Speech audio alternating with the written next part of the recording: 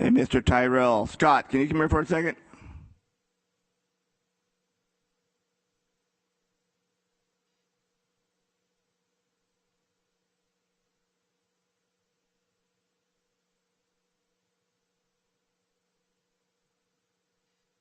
Hey, Scott. Scott Tyrell.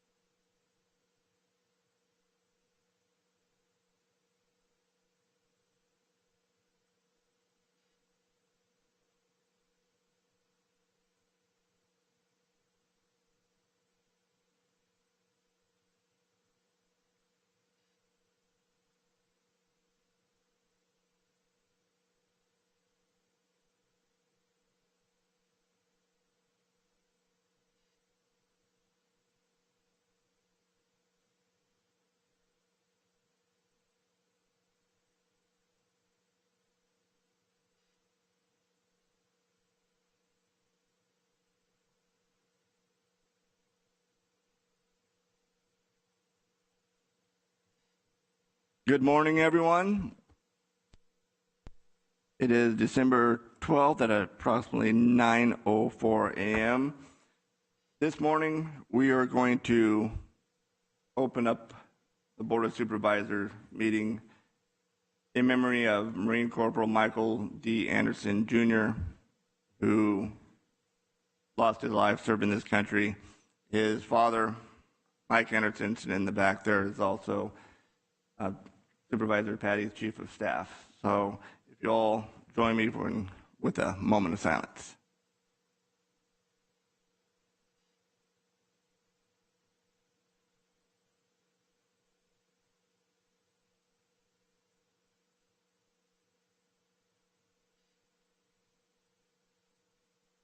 Thank you.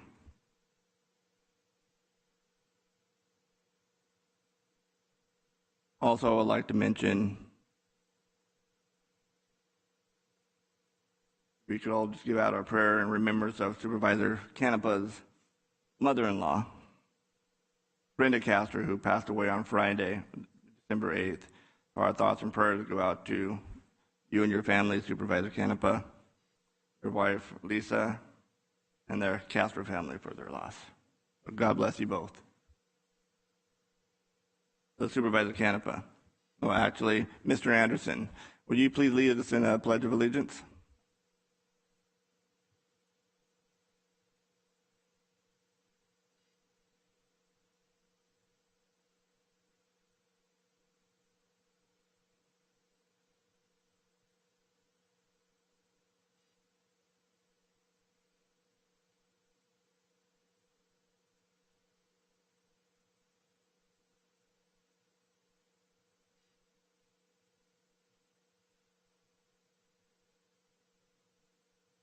Thank you, Mr. Anderson.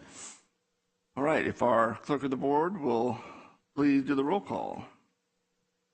Supervisor Canepa? Here. Supervisor Villapadua? Present. Supervisor Patty? Present. Chairman Rickman? Here.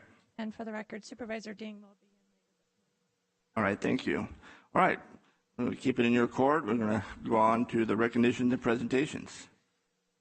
Our first recognition is of Xavier Ferreira, Alyssa Gordman, Ryan Harper, Hector Sanchez Pineda, and Luis Salazar. And I would like to ask if they're in the audience here this morning. Come on down to the podium.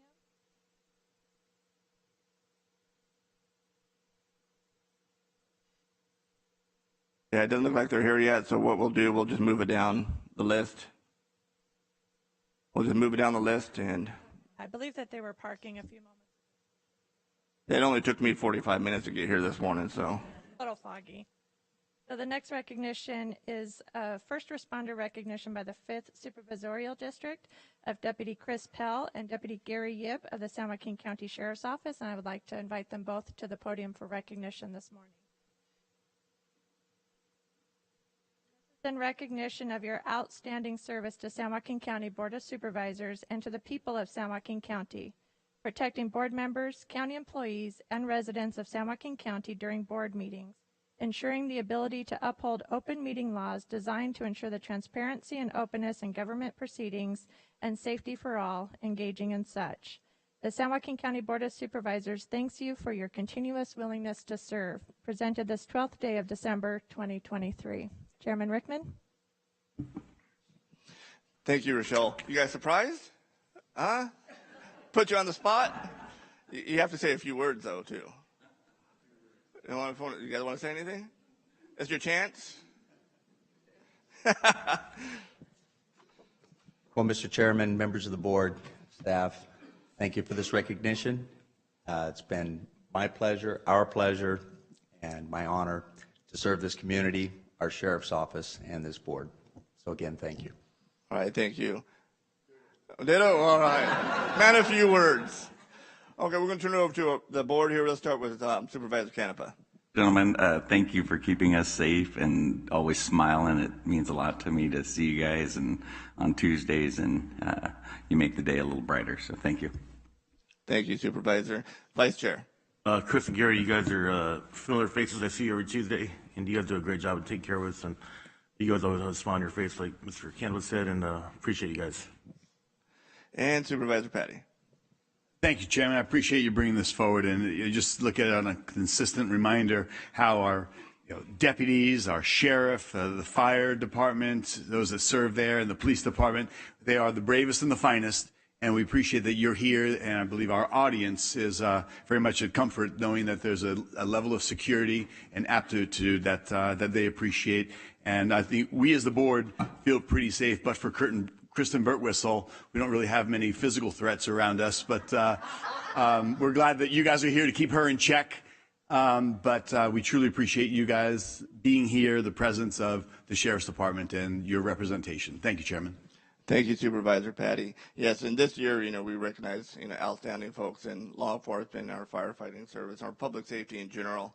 And, you two have done an excellent job. Anybody who can sit through a whole entire board meeting day in and day out, has a lot of patience. But, thank you for your dedication and sacrifice to the residents of San Joaquin County of all your years of service. The board appreciates you more than you know. So if you would please join us up front here at the board, and we'll take a quick photo and give you guys your certificates. Chairman, since I'm their favorite supervisor, should I go down for the photo as well?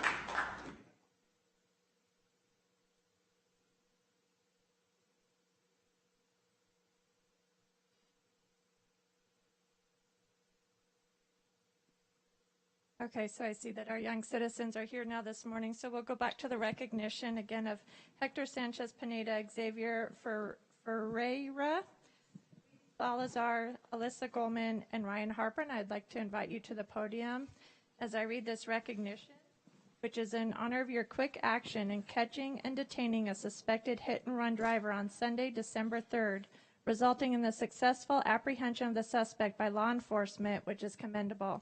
Your brave deed is appreciated by the citizens of San Joaquin County.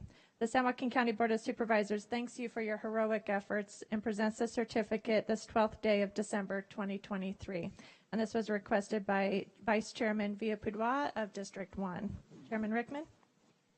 I'll say a few words. First of all, I want to thank you guys for your heroism. I know not everybody would jump and do what you guys did, leave your job and go out and try to help someone, and little did we know that someone was escaping from a tragic accident. You guys are heroes, and I want to thank you for stepping forward and doing what you did. Would you like to say a few words? Well, I know you work for Michael's Pizza, and I know Gina Kelder's in the office, and I know you hired these fine employees. Gina, would you like to say a few words? I'm kidding.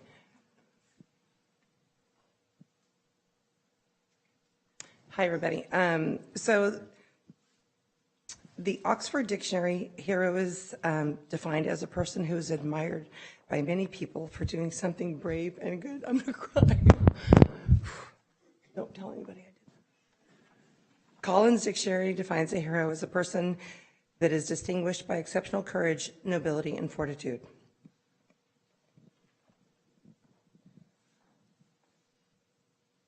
In Stockton, California, I define a hero as 5 individuals that I have come to know over the past several years that I have watched grow into individuals that continue to make me proud. They stepped out of a comfort zone by sitting idle and watching an act of wrongdoing and made a difference in others' lives, including their own. They made a conscious decision to put their own lives and safety aside to help others in need, what turned out to be the very last moments of one's life. They exemplify a growing generation that is willing to stand above their peers and do good for others in their community. Thank you so much. Some comments from our fellow supervisors. Supervisor Patty. Thank you, Vice Chair Villapudua. Gina, you just said it right, separating from their peers. And honestly, so many people in your generation, so many young individuals would be with their cameras in hand, their photos, and taking video and paralyzed and thinking they're all Steven Spielberg catching the world's greatest video content that who knows what they'd ever do with. Instead, you guys sprung into action, and you not only tried to help somebody in desperate need in waning moments of their life so tragically, but in addition to springing into action and helping out so that the person that's responsible is going to be really brought to justice. So thank you all for stepping up and showing that life is more than just our lives and what we do and our job and what our own self-interest is, but you've taken a great example and something to be proud of for you and your families. Thank you. Supervisor Canepa. Wow, this is kind of an emotional day here for me. But I think it provides hope for us, that you young people have stepped up. And, nowadays, no one stops shoplifters. Nobody does anything. People sit and, like you said, video crimes instead of stepping up. So I admire you folks for stepping up and doing what was right. Because if that person got away, those folks, wouldn't have had any closure for the death of their mother or their loved one. So thank you so much for being heroic and stepping up and doing a great job for the county of San Joaquin. Appreciate it. Thank you. And Chairman Rickman. Thank you, Vice Chair. Awesome job. Congratulations and thank you. We talk about, our communities and how our make our communities safer and, about people getting involved, and you are proof, that actions speak louder than words. So thank you for, what you did for our community and most of all, that family member. So God bless you guys. If you would please join the Vice Chair up here.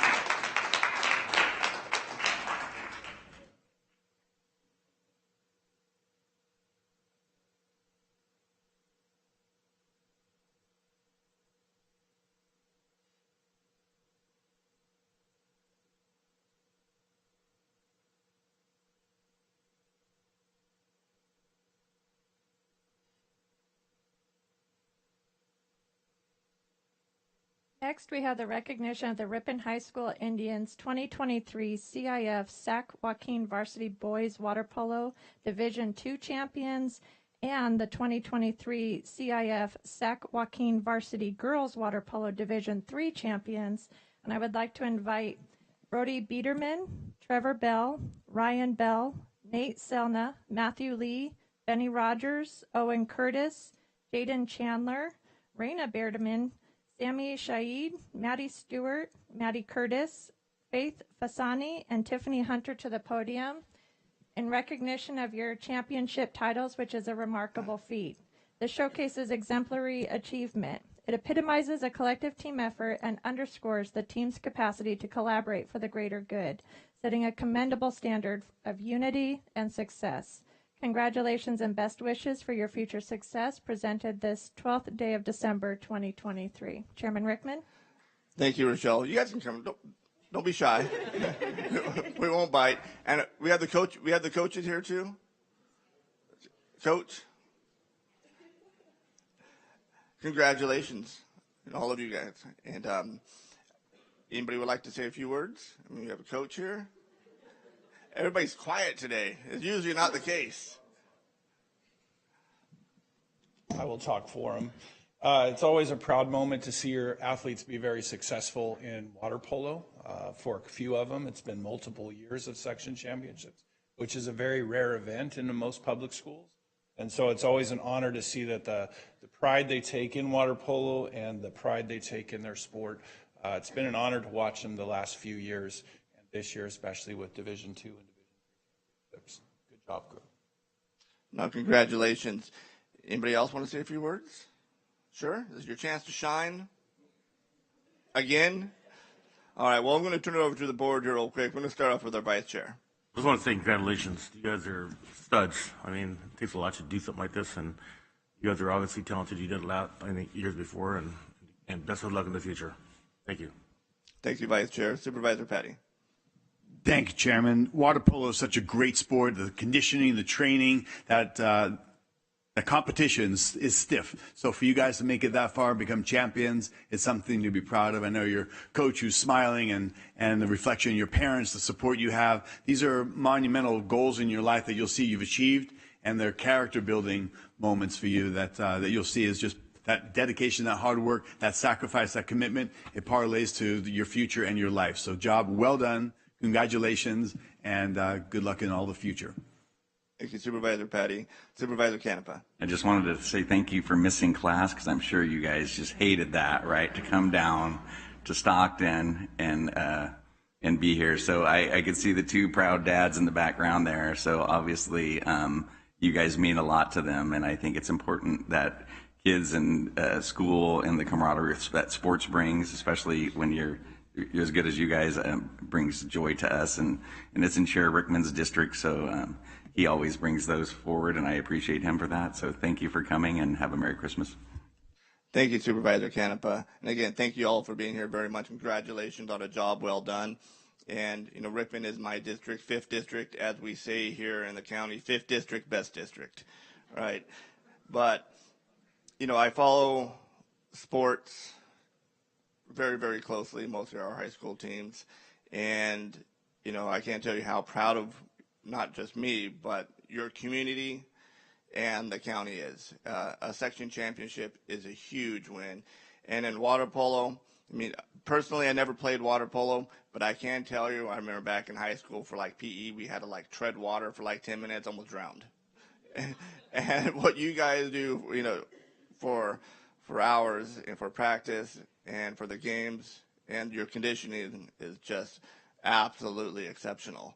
So congratulations on your championships, and I know Ripon is very, very proud of you. I've been hearing a lot of things when I'm out there. So I'm going to just call your name. If when I call your name, you could join us up here. We'll give you a certificate. We'll take some pictures. And, you know, family, if you want to come down, take pictures, by all means, please do so.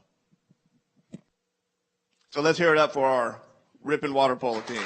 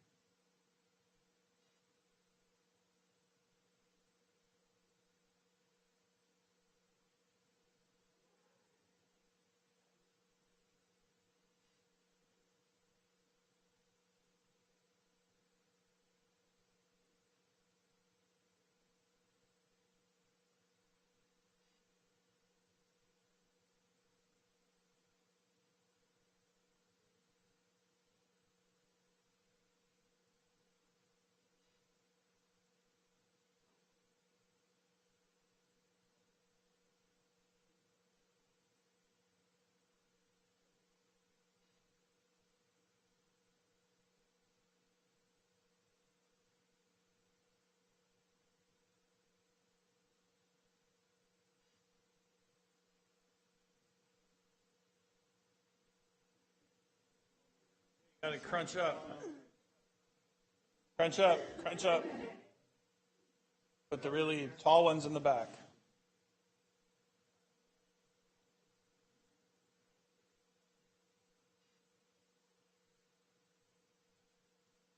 Oh, look at me. I'm the super fan. I do.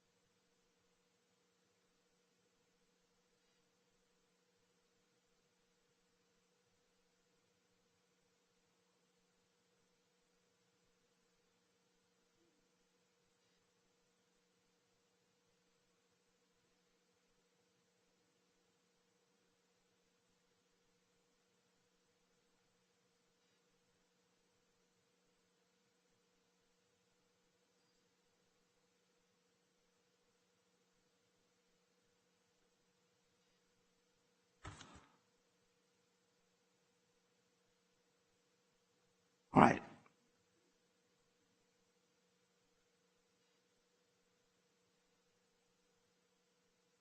And that's one of my favorite part of these board meetings is, recognizing members of the public for extraordinary things, our public safety, and of course our kids in the community. So congratulations to everyone.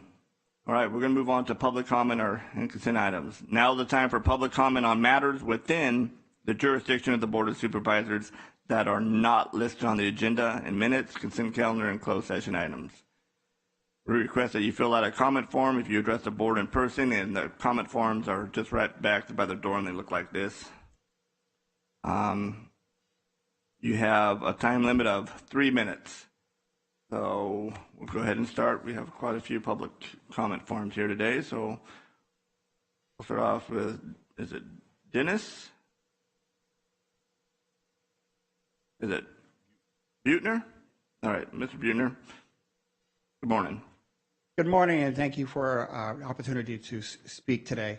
My name is Dennis Buettner. I am a homeless outreach worker for San Joaquin County Behavioral Health Services. And while I am here on behalf of Behavioral Health Services as part of the Homeless Leadership Forum and to show our support for the Housing and Homeless Services Division, we know that there were some concerns that were expressed at the last board meeting, and we want to be able to tell you that to show our hope and our desire that we address those concerns and we collaborate with the board in creating a better future for the homeless individuals and for all the community, not just the homeless, but for the entire community. Behavioral Health Services understands the necessity to collaborate, and most of our successes within the county regarding homelessness are due to collaborative efforts. Some of these efforts include behavioral health working with the housing authority, St. Mary's and STAND, community medical centers, along with the police department, behavioral health services with multiple law enforcement agencies, Lodi, Manteca, Stockton, Tracy PD. Also, we have a regular ongoing meeting that we have with Caltrans, which includes CHP, Sheriff Department, Stockton PD, SUSD Police, Lodi PD, San Joaquin County Public Works, City of Stockton Public Works, Whole Person Care, and railroads, and many others. We are also doing collaborative efforts with our partners out there to provide services. We do an outreach every matter of fact, there's one going on right now. It includes law enforcement, includes Stockton Fire, includes community medical centers, public health, Prevail, DHS, Salvation Army, Intercity Action, Love Inc., and Trace Community Connections, and Familiar Faces, among others. As we try to address mental health and substance abuse and other issues that are connected to homelessness, we realize that it is a group effort, and coordination of our efforts is imperative to our success. The development of a structure which enhances the communication lines, coordination, collaboration, and accountability is important. We really want to be accountable to you. And this is why we hope to demonstrate we can develop those necessary structures that makes things go for it. We also want to share, so in the last meeting, we kept hearing about, we didn't hear about the successes. So I want to tell you some of the successes. And some of the successes in San Juan County over the past few years include the Lodi Access Center, the Tracy Interim Shelter, which is awesome, the Manteca Shelter, which is just getting going. They're just getting ready to open this week, hopefully. We also have, in the very near future, the Navigation Center and the Pathways program over at St. Mary's. But also, the 10 things come through for behavioral health includes our development with the Housing Authority, the Crossway Apartments, Sonora Square, the Parks Center Apartments, which is coming in 2024. And as a result of our collaboration with Housing Authority, it makes a big difference. I just want to finish up with this. Oh, you're going to have to hurry up, please. I want to finish real quick. I think it is safe to say that it takes a village to address the issues of homelessness, and we hope to continue our partnership with the Board of Supervisors and our cities to take all this great work to the next level, which includes the resources and accountability that is needed to create a healthier community. All right, thank you.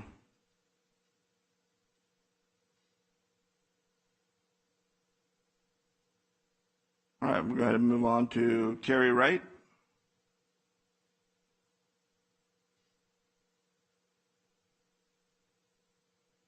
Good morning. My name is Carrie Wright. I'm the Director of Economic Development for the City of Stockton. Speaking on behalf of the department, I oversee housing and homelessness. I'm not here to advocate for one solution or another. I would not want to tell you how to do your jobs as much as I would want you to tell me how to do mine. I do want to thank you for taking up the conversation around kind of the future of homelessness and the work that needs to be done. It took us decades to get where we are. It's going to take us a while to get out of it, and we need to come to overall solutions. We've done some great work, as was mentioned earlier, and some of that great work has been in partnership. We excel during crisis, as we demonstrated this summer with the closing of the Stockton shelter. We jumped into action. We had a defined issue. We had a defined solution, and we prevented more than 250 people from being out on the street because of our collaboration. We have what we would call maybe not forced, mandated collaboration from the state. All of the money that I manage within my department is grant funded. It comes with strings, and those strings also have admin funds, which we have staff tied to those. Part of that mandate, and that's getting harder and harder to squeeze through, is we have to have common goals. We have to have a common application. We have to have a common plan. We've been working through that. HAP, the money that came out in 2020 was envisioned as one-time funding. They're now on cycle 5. And we continue to have to work together. And so I need someone and several people at the county that we could work with so we can move the dial forward. Our success and or our failure is tied together.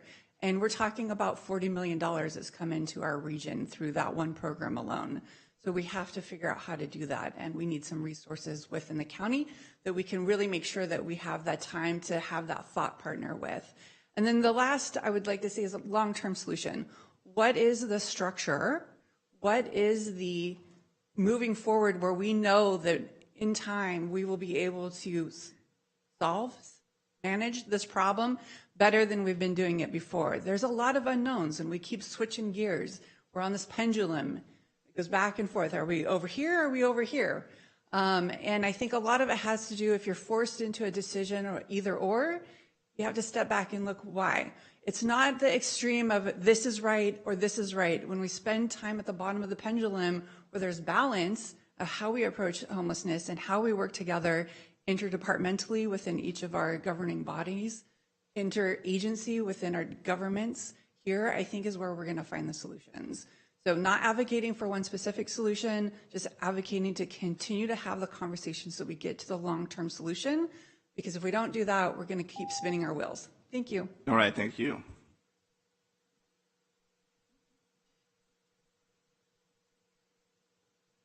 Mr. Pfizer?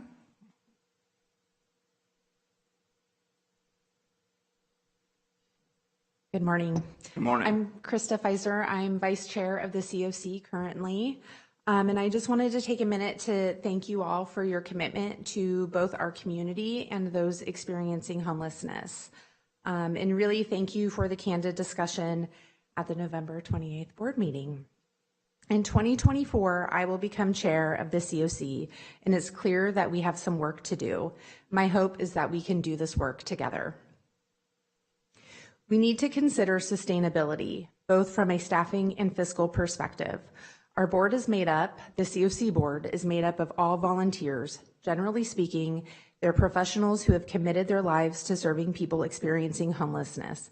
The challenge, like all professionals, is that we're busy and we have full-time jobs that max out our schedules. And the one paid position at the COC is the program administrator, previously filled by Adam in his role. This one position, however, cannot possibly do everything related to homelessness. Tasks whose unsaid assumptions would tell you they range from facilitating strategic conversations to taking minutes at the COC meetings, developing countywide strategy to reviewing and approving every grant detail for millions of dollars, ensuring effective implementation for each of these programs to maintaining website and communication details. This role has outgrown itself, and as challenging as that is actually a very good problem to have. It demonstrates the need to realign baseline assumptions and re-educate on facts. It demonstrates the need for collaborative conversations and solution-focused ideas. In my opinion, the challenge does not lie with our programs and services. It lies with the lack of sustainable structure. So as we move into 2024, I invite you to join our COC meetings. We're the second Thursday of every month. And I look forward to continuing the conversation about day-to-day structure needs, staffing, and fiscal compliance. Thank you. Merry Christmas. Happy New Year. All right. Thank you, and Merry Christmas to you.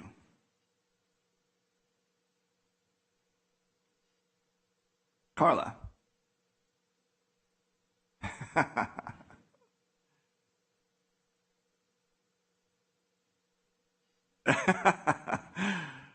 Should every time I talk to you say it. Good morning, Chairman and members of the board and staff. I'm sure you missed me. It's been a month. So I want to speak to you today about the elections, specifically the drop boxes and surveillance.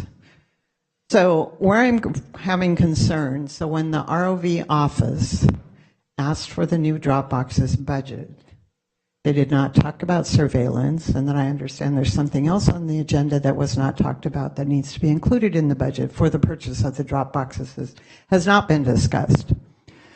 So right now, they want 25 boxes permanently placed outside with no surveillance, open 24/7 during the election cycle. I don't know if you heard what happened in Woodbridge. One of their mailboxes was vandalized. You don't think that's going to happen to these permanent drop boxes? There will be water put in them. They'll use them as trash cans. I know the slot is smaller, but they will find a way.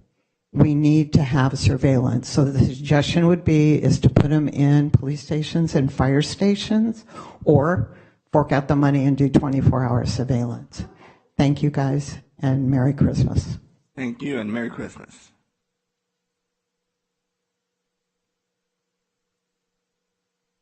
Molly Watkins.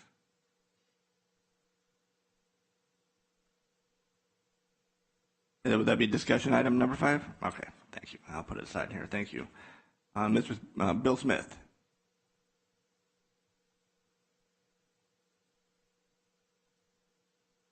Morning, board. Morning. Sent each one of you a packet on homelessness. I was here, I watched last month the word salad put forth by Mr. Dietrich and the collaboration, the homeless program that they've put forward. What I'm offering, I'm not offering to do anything different. I'm just offering a fresh set of ideas on how to approach our homeless problem, because it seems like what we're doing is the same thing collaboratively, and it's not getting any better. Take a look at Mormon Slough, and that'll give you an idea. What I've sent each one of you an email as well with a video and a picture that shows the Community First Village plan that's run in Austin, Texas. They're now doing in various cities throughout the nation, and they've lowered their homeless numbers by 40%.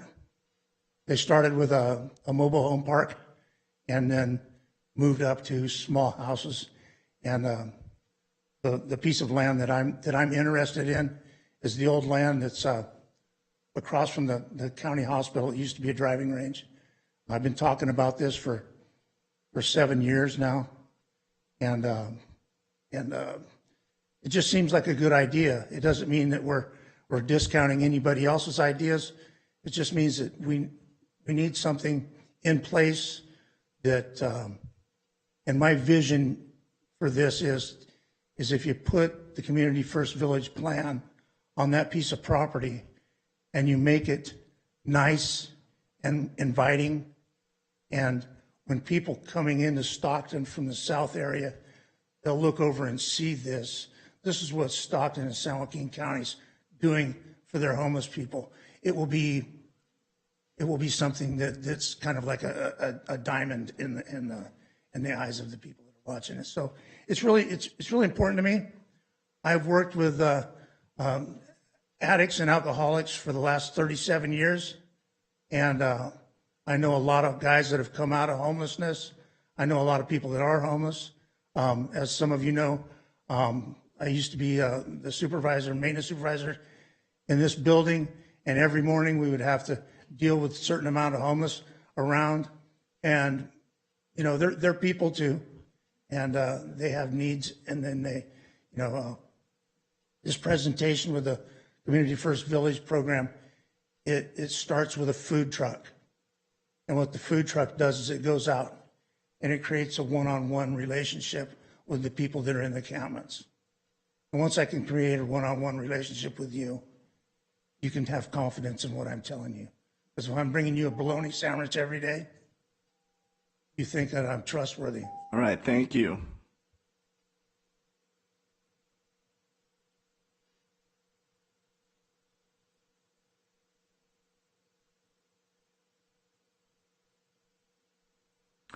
I'm Nancy Burgess.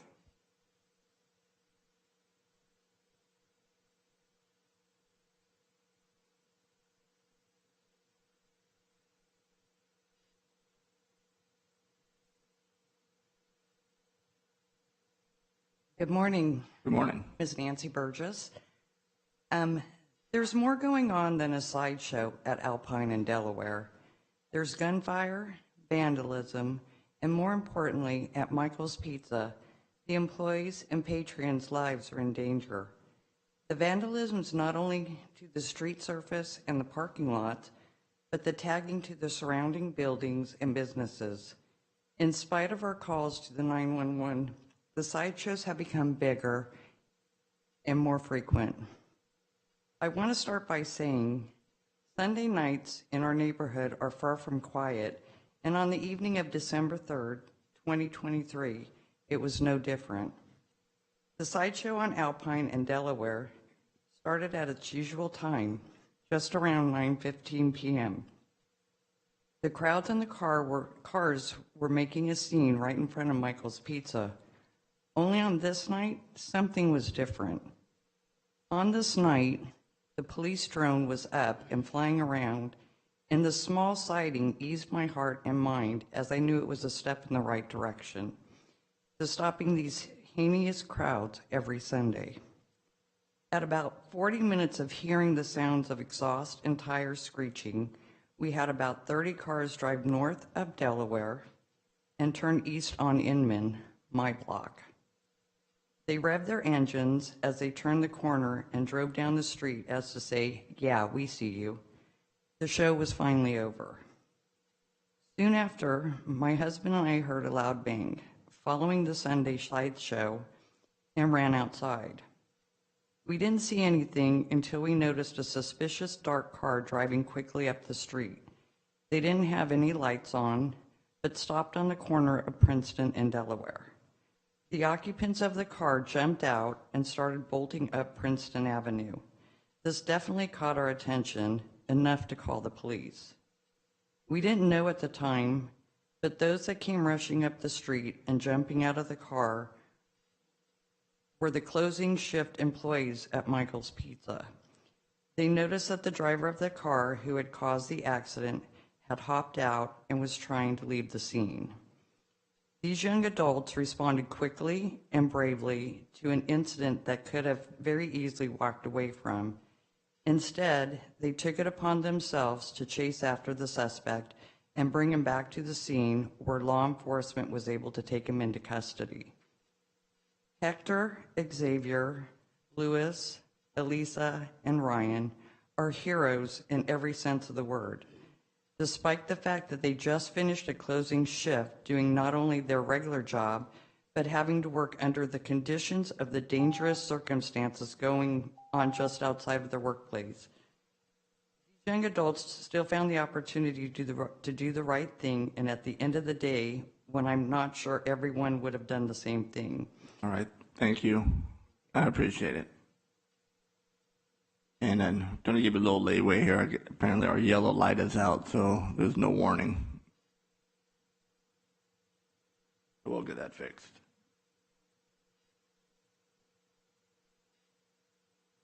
Kimberly Wormsley.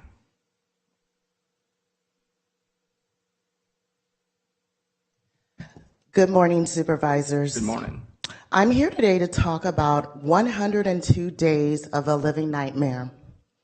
In August of this year, during my annual physical with my OBGYN, Dr. Harris from San Joaquin County Women's Health, an abnormality was detected in my breast. Dr. Harris referred me to San Joaquin County General Hospital Radiology for a mammogram. Unfortunately, this process took 2 months of chaos and incompetence due to radiology's refusal to accept the fact that my insurance panel does not require an authorization for preventative services, and yes, I am upset. My insurance panel had to call numerous times for them to understand that.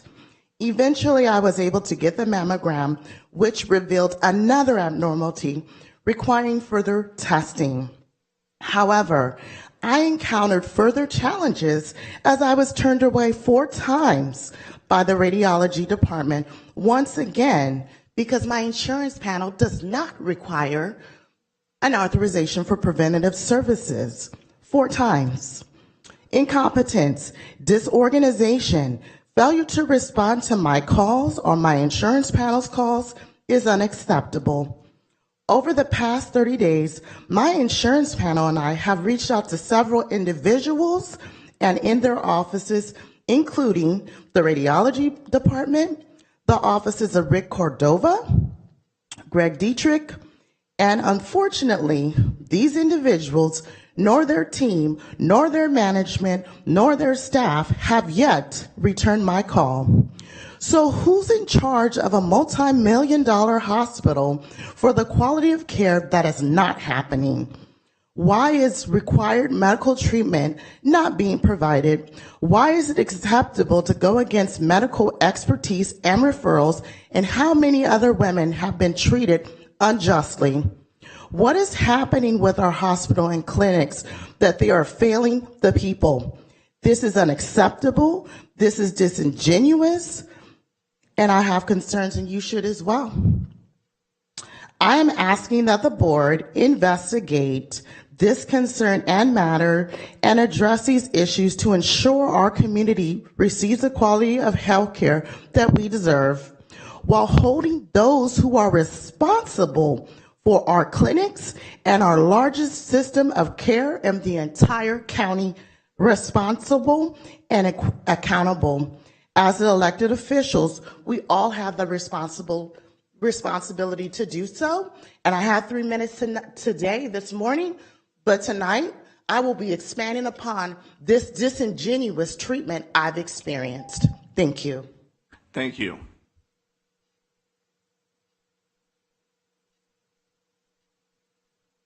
Travis Castle.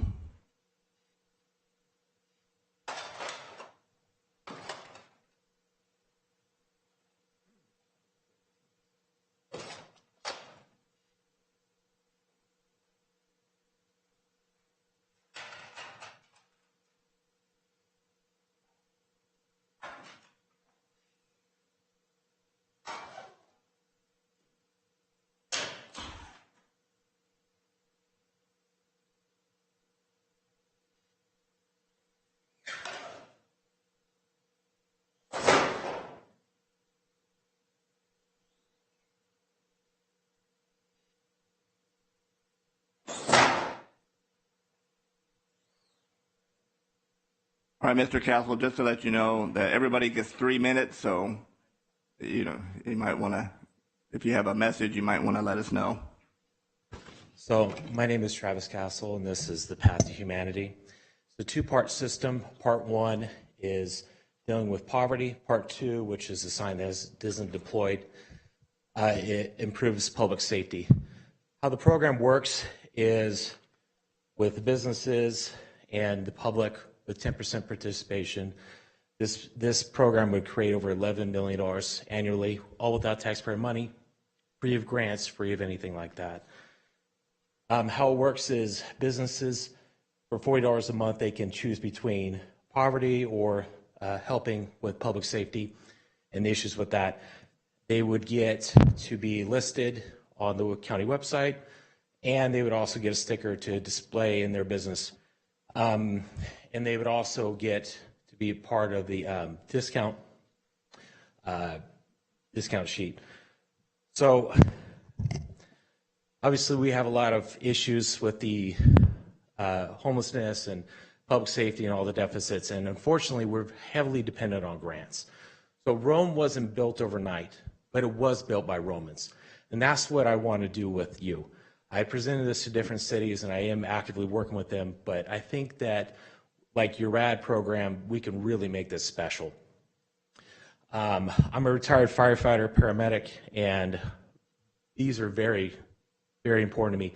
I've seen plenty of people die, overdose, and it just haunts me. And I want to, just like I did when I was a firefighter, I want to kick the door and put that fire out. I want to protect public safety, make things safer, prevent injury, and improve things. Now, what's with the name? Well, it's not a metaphorical concept. It's literal. We can take this, make it this. We can take the mural, make a mural, whether it's on the ground, the walls, flagpoles, whatever. And this is a great way for people to not only see that the program works, but for outreach. When you imagine somebody who is a drug addict and they see one of their friends who was a drug addict and now they see their story, how they're a truck driver or whatever they got going on, and wow, I did drugs with that guy. Now he's successful, now he sees his children. And there's a phone number right there where they can start it. Right now, our community and the people that are affected are in chains. I want to break these chains.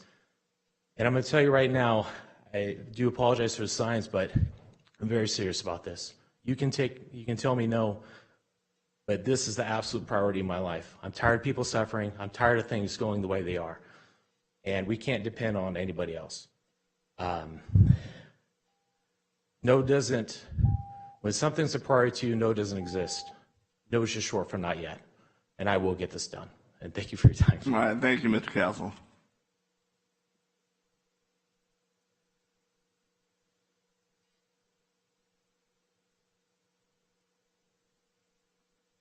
All right, that's all the public comment forms I have. Anybody else from the audience wishing to address the board on items that are not on the agenda?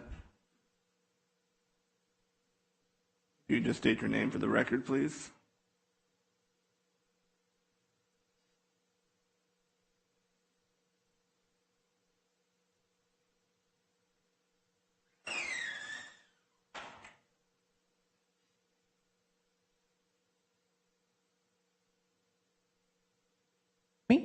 There it is. There you go. Good morning. Good morning.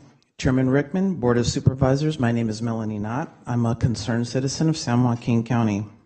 Well, it's another year, and I stand before you to keep the topic of election fraud that plagues our San Joaquin County elections fresh in our minds.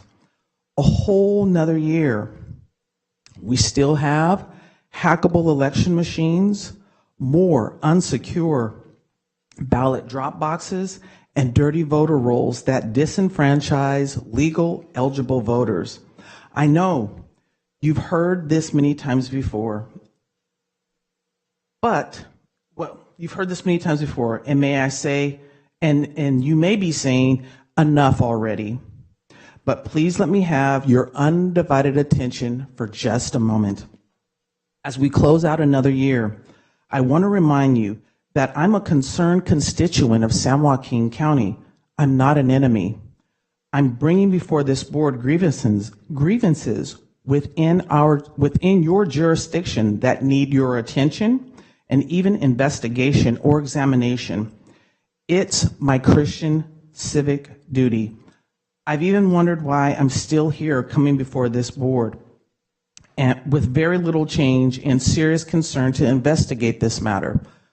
Initially, I wanted to take it personally, but what I realize is that I'm the voice.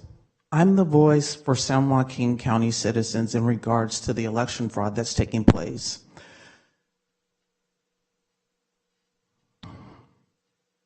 I'm learning to persevere in this matter because it impacts the freedoms and liberties of we, the people of San Joaquin County.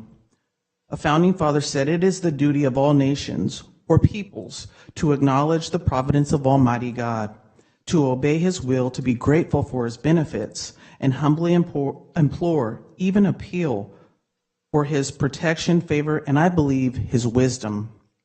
So I look forward to working with you all in the coming new 2024 year to restore trust in our San Joaquin County elections.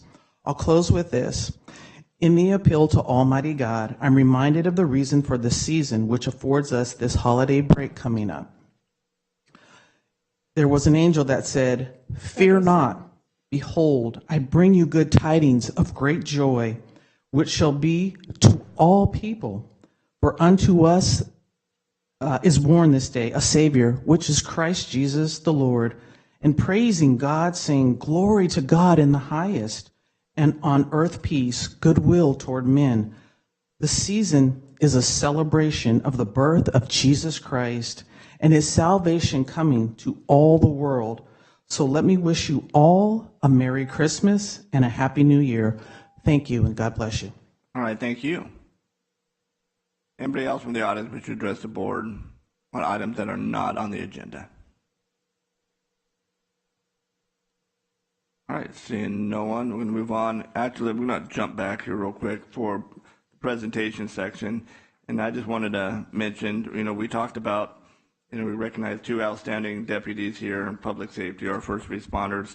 I know when I became chair this year, one thing that I instituted was recognizing by district our first responders and to give them the recognition that they deserve. And one of the reasons is to show people exactly what our men and women of law enforcement, our firefighters, our ambulance service, our first responders do out there for each and every one of us.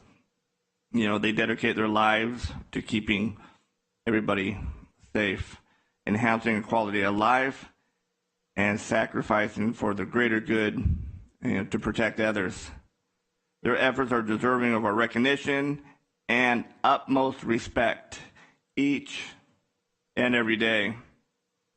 And I just want to go through some of the extraordinary men and women that we have recognized this year. In January from my office, District 5, it was Julie Oliver and Demetrius Sanchez from the California Highway Patrol. February was District 1, Chief Ed Martel from Montezuma Fire District. In March, it was District 2, our Sheriff Boating Safety Unit. In April, was Interim Chief Stephen Schuler from Manteca Police Department. In May, from District 4, Chief Ken Johnson and Chief Darren Downey from Lodi Fire and Woodbridge Fire, respectively. In June, from my office, District 5, was Sergeant Stephen Meese from the Ripon Police Department. In September, we recognized all our first responders in the county. In October was District 3 with the chaplains from Manteca PD, Manteca Fire, Latha PD, and our Sheriff's Department. In November with District 4, Chief Sierra Brucia, retiring Lodi Police Chief. I look at the audience, and there you are. And of course, in December today, from my office, Deputy Peel and Deputy Yep. So again, thank you all very much, and God bless you all for what you do each and every day for our community.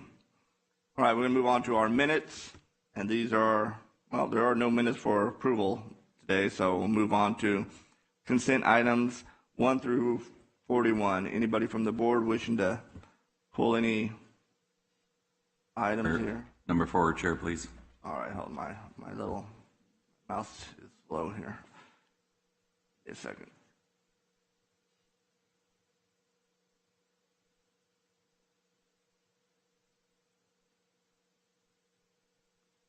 All right, I'm sorry. Supervisor Canova? Day 4? Yes, sir. Yes, sir. All right, thank you. Number 9. And Mr. Ding, or Supervisor Ding, welcome. Anybody else? 8, 15, 27. 18, what was it, 18? 8. 8. 15, 27, and then 28 through 41.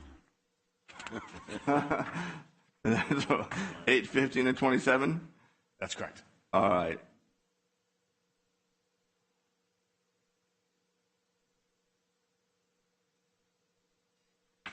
All right, actually, before we jump on consent, Counselor, I know you had something that wanted to be pulled today, so let me just get that out of the way before we hit the consent.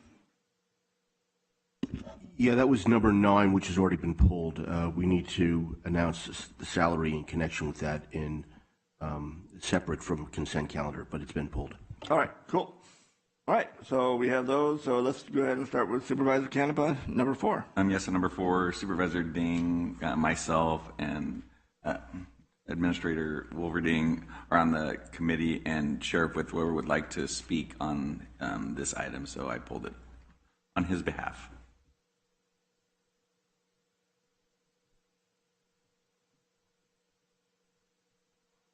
Mr. Chairman, board members, Supervisor Canepa, thank you for pulling this real quick for us. I just wanted to speak quickly in public and thank all of you for approving our recommendation of naming our new detention facility after one of our civilian SEIU employees who served the San Joaquin County Sheriff's Office for 46 years.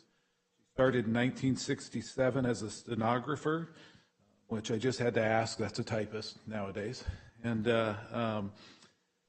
she worked for 6 different sheriffs. She ended up being the executive secretary for multiple different sheriffs, which some of you know Patricia, who is now one of my executive assistants, and she trained under Dorothy. And so we're naming the building after Dorothy Heisler, who was this dedicated employee that was just an amazing woman that served our county so well. And just, I believe almost every building out at our facility is named after a past sheriff.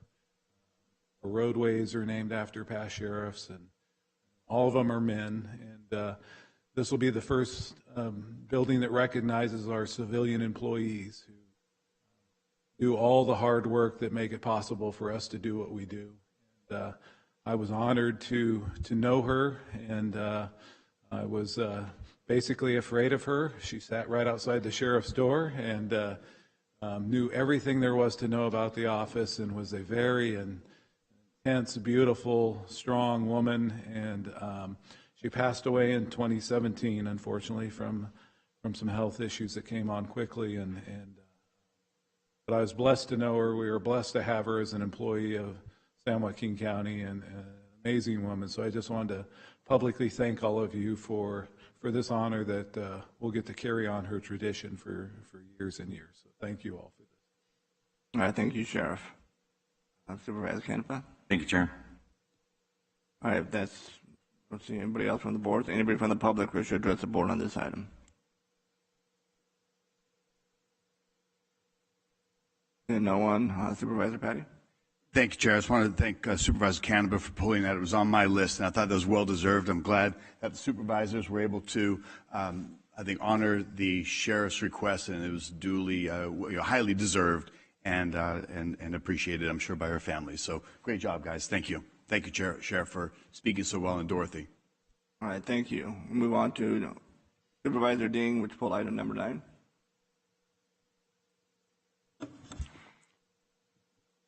Thank you, Mr. Chairman. The Board of Supervisors months ago decided to take Operation of Emergency Services and pull it under the direction of the board. There's no greater responsibility than an elected official to protect its citizenry. This is in no way a slap at our existing Operation of Emergency Services, who had a lot of weight to pull this year, and we really do appreciate that.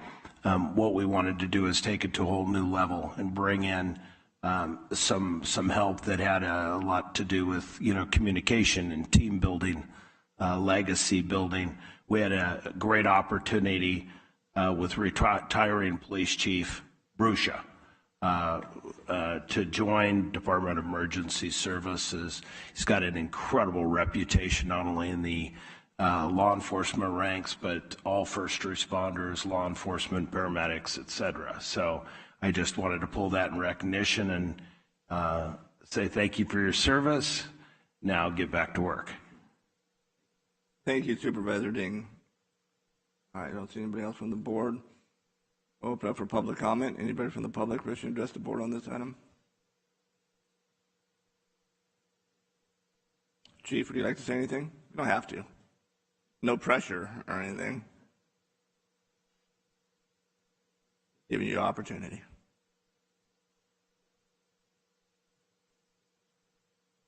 Well, actually, I would just like to take this opportunity to say that the board could not have recognized a finer group of individuals this morning. I've worked with both Deputies Yip and Peel for over 20 years. My time with Deputy Peel dating back to our narcotics days. And certainly I'm disappointed the employees from Michael's Pizza have left. I'd like to offer them jobs. Lodi PD we hire for character, and they certainly have character in spades. Besides that, I'm just very excited for the opportunity. Thank you for selecting me, and I'm ready to get back to work. Thank you very much. And Chief, real quick before you step down, you worked with Deputy Yip for, like you said, 20 years. Did he talk at all, or? Not much. More time together working narcotics. So. All right, thanks, Chief. Thank you. All right, bring it back to the board. All right. And no one else, we'll move on to item number 8, which I skipped. So, Supervisor Patty? Yes, thank you, Chairman. I'd actually like to pull item number 8 for a separate vote after discussion. I think it's problematic. Do we have HR here, please?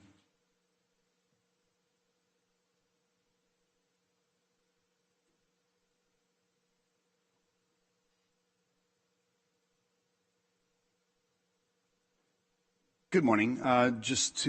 We have a create and assign a salary for the new exempt classification of Senior Deputy Director, Behavioral Health Services, Clinical, ES2313, and amend the salary for the exempt classification of Senior Deputy Director, Behavioral Health Services, ES2300, and Y rate one position incumbent assigned to the Senior Deputy Director of Behavioral Health Services, ES 2300 classification. So what I'm reading here, I think we have no problem bringing on somebody new, but I think when we get to this Y rate, I find this troubling. And I'd like to get some conversation on how we are here singling out one employee that just a few years ago we had to give a salary bump to retain to be market competitive. Normally in San Joaquin County, if somebody's going to get a paid reduction, it would be less work, less hours, less something, maybe even punishable. And we're taking an important member of our behavioral health department and demoting them in salary for no just cause in any capacity. And I have to say, for this to come to the board is problematic for me. Because if we look at it as fiscally irresponsible for us to keep somebody 5% above the median, then we as a board aren't being fiscally responsible. And if we demote and single out one employee who's been exemplary in everything they do and demote them, then we lose the trust and faith of so many departments and senior executives that work in this county. That for this to come to us and for it to go through the CAO, because the HR works under CAO, I think this is grossly irresponsible. And I think it's unfair.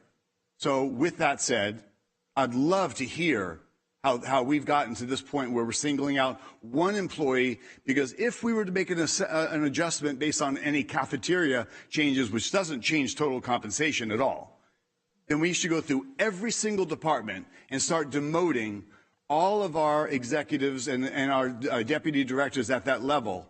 And we also would have to look at if in our CAO's office we hired an additional deputy CAO, did our CAO take a pay salary cut? Because he's got less work if he has two deputies working underneath him instead of just one. So I think this is problematic. And I'd love to hear how this ended up in front of us.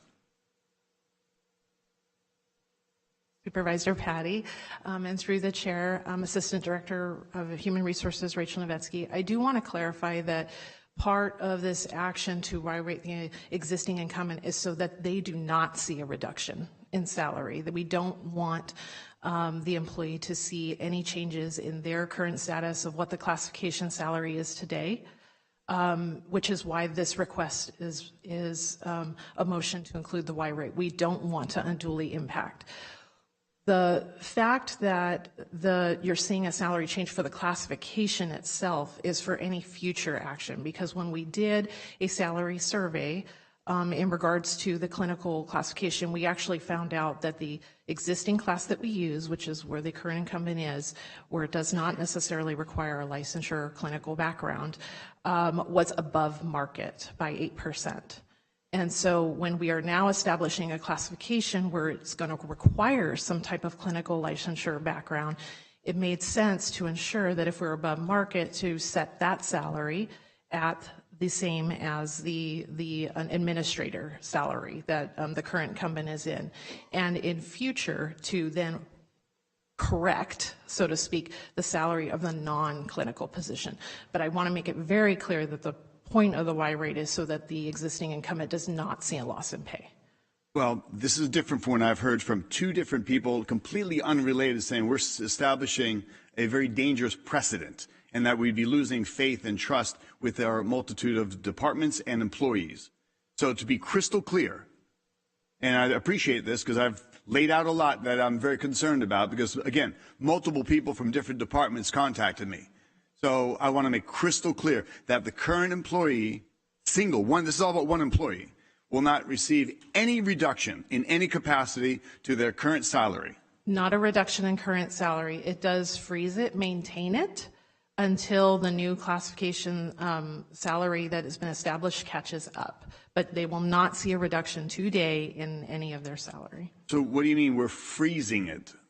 So because the recommendation is to reset the salary at what it is in the board letter today, this incumbent currently makes higher than that. And the Y-rate is to maintain that.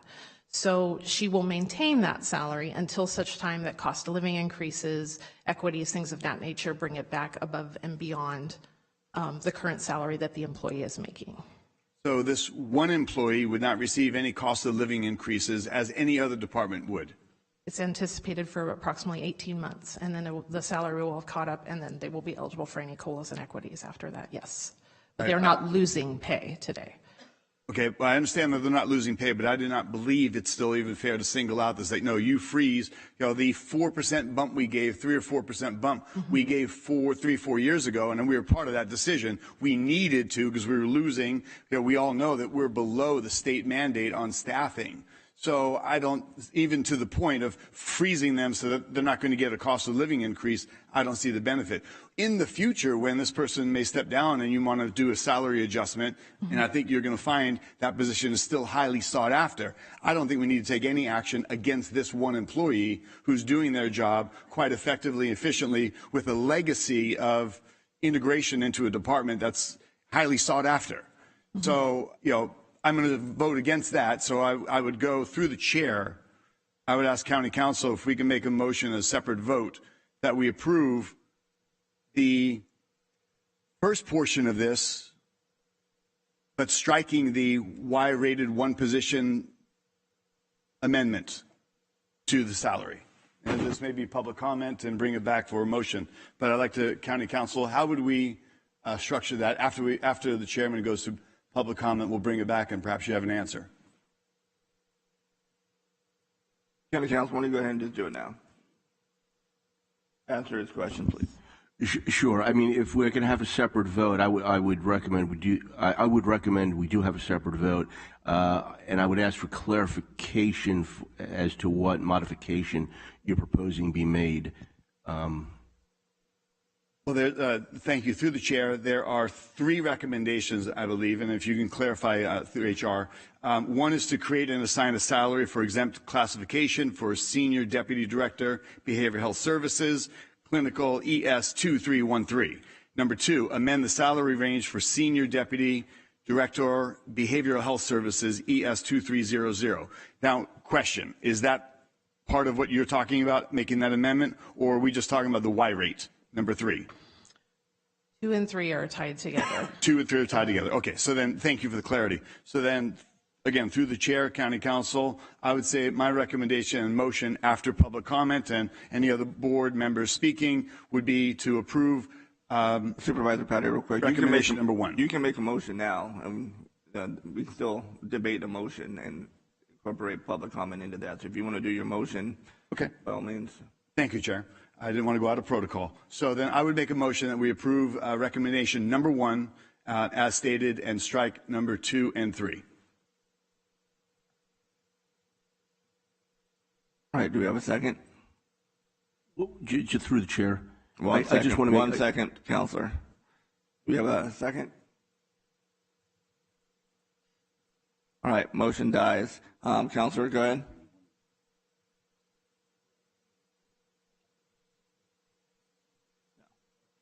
We can't hear you. All right, we got a mic here. If you want to stand up, walk around the room with it, you can. You're like on TV. I feel like I'm about to sing a song. Since the motion died, I don't need the clarification, so right. I'm fine. Thank you. All right, we don't see anybody else here in the queue, so we're going to open up for public comment. Anybody from the public wishing to address the board on this item?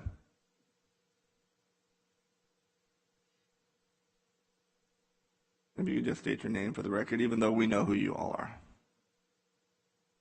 Good morning, Genevieve Valentine, Behavioral Health Director. I first want to thank HR for even entertaining the idea of giving us a clinical assistant director.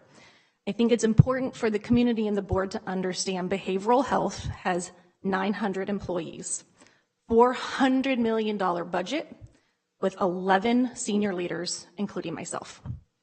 We have the backs of the well-being for the mental health and substance abuse for the entire county with 11 staff manning that. With that, in 2024, we have a variety of different additional duties necessary to implement from the state. Care court, interoperability, jail in-reach, 24/7 mobile crisis. We have to look at Assembly Bill SB 43, Prop 1, and a variety of other things coming down the pipe for behavioral health, and that does not include the everyday treatment of our mental health patients. When we went to HR, we asked for a clinical assistant director, not because my workload would be decreased or Kara's workload would be decreased, but because there are 33 initiatives between 2020 and 2027 our department must implement. Kara's job is vital to our success. A clinical assistant director is vital to our success. It was not my intention when asking for another position that one of my staff would be harmed in that option. Instead, I asked for a classification study. I asked for us to look at how we can move forward and how can we be ahead of the game moving forward. I understand there needs to be a differential in pay between the two, but I don't think one staff should be harmed for a new employee to come in. Thank you. All right, thank you. Anybody else from the audience wishing to address the board on this item?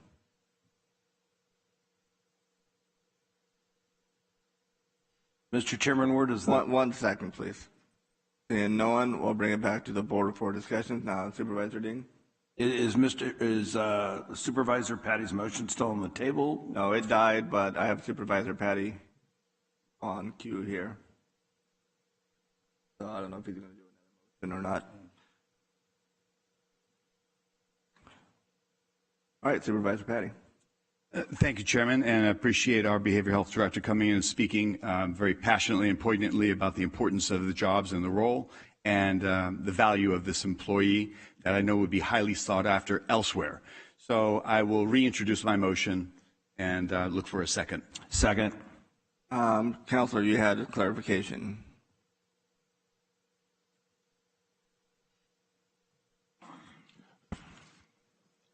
I think that would be a motion for reconsideration, which would have to be made by, well, the motion died, so we don't have a motion on the table. Okay, so it's been reintroduced. Okay, so the clarification I'm looking for is I understood from HR that 1 and 2 went together, and my understanding of the motion Let me correct you 1 second. Was that 1 or 2 or 2 and 3? 2 and 3. 2 and 3. So 2 and 3 went together. Okay, all right, got it. So just so I'm clear, maybe I'm the only one needing the clarification. The motion is to pass which of the 3 proposals? So, Chairman, if I can, through the chair. No. So for clarity, my motion would be to approve recommendation number 1, create and assign salary for the exempt classification of Senior Deputy Director, Behavioral Health Services, Clinical, ES 2313, and strike recommendation number 2 and 3. Got it. I understand now. That's fine. All right. Thank you, Counselor. So we have a motion. We have a second. Supervisor Dean? Second. All right. With that, seeing no one else, go ahead and take a vote.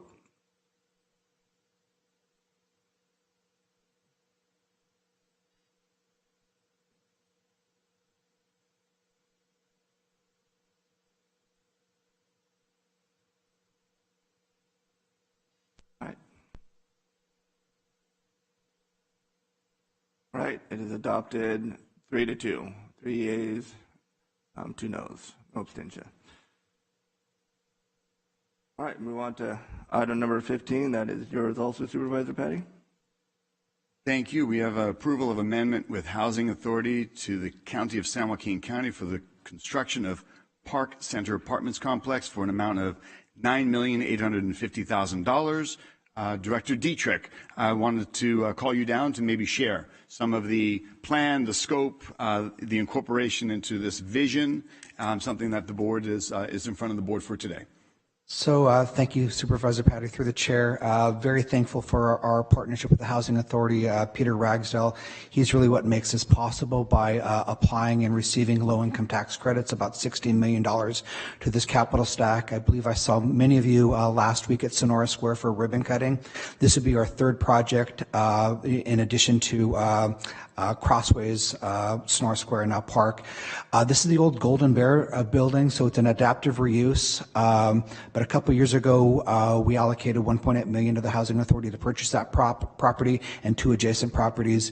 There's a large parking lot, so we're looking at an adaptive reuse for the commercial building. And then in the parking lot, new construction there, building a total of 51 units. 1 would be a manager's unit. The other 50 would be for behavioral health consumers. This is also reallocation of other county monies toward the project and an additional Mental Health Services Act grant towards it. But it's our continuing efforts to build more local stock for our consumers that we control who gets in there. But beyond Peter being the developer and the recipient of the low-income tax credits, the use of Mental Health Services Act requires us to have a project-based voucher. So the Housing Authority voucher belongs to the unit, and those would be basically subsidized for the next 20 years. So hope to continue to do more of this. Excellent. And how many units for the record? So this property will have 51 units. One will be a manager's unit, and the other 50, which are a mix of types, would be for consumers. Excellent. And it'll be manned and staffed, and there'll be behavioral health centric. So the other, they have to be behavioral health consumers that are attached to BHS, that are obviously case managed, that are homeless or at risk of homelessness. It's actually right across the street from a very small, I think 8 or 12 units that was part of the original Crossways. So there will be on-site services, and that's another mandate for us, our use of Mental Health Services Act dollars. Excellent. Thank you. And I appreciate it. I think I saw Mr. Ragsdale here earlier. So great job bringing this to San Joaquin County and the board. I think this will be one of those fantastic examples of that leadership, the vision, and bringing something to fruition. So good job. Thanks by all. Thank you. Thanks, Supervisor Patty. Mr. Diedrich, thank you. Seeing nobody else on queue, so open up for public comment. Anybody from the public wish to address the board at this time? Seeing no one, bring it back to the board. And just confirm this is for mental health disorders and so on, correct? Yes, this is for behavioral health consumers that are attached to behavioral health and are homeless or at risk of homeless. And that's a total of 51 units? 51 units, one's a manager unit, but the capital stack is MHSA dollars, ARPA dollars, permanent local housing allocation dollars, and okay, 60 million. That's fine. Thank you. But no, hey, this is great. I know this board has talked about, well, we heard it here in public comment today, about homeless individuals and what this board is doing about homeless. And I can tell you, we could sit up here and talk all day about what this board has done and the tens of millions or 200 plus million this board has put toward homelessness. But, looking at the underlying cause, Mr. Diedrich, in which we talked about for the last 2.5 years, mental health and substance abuse treatment and so on, and that targets the mental health side of it. So it's great to see that this county and your office is pushing forward for getting more mental health facilities in order to get folks off the streets, in order to treat those individuals. So to you and your team, good job. Thank you, sir. And we'll go ahead and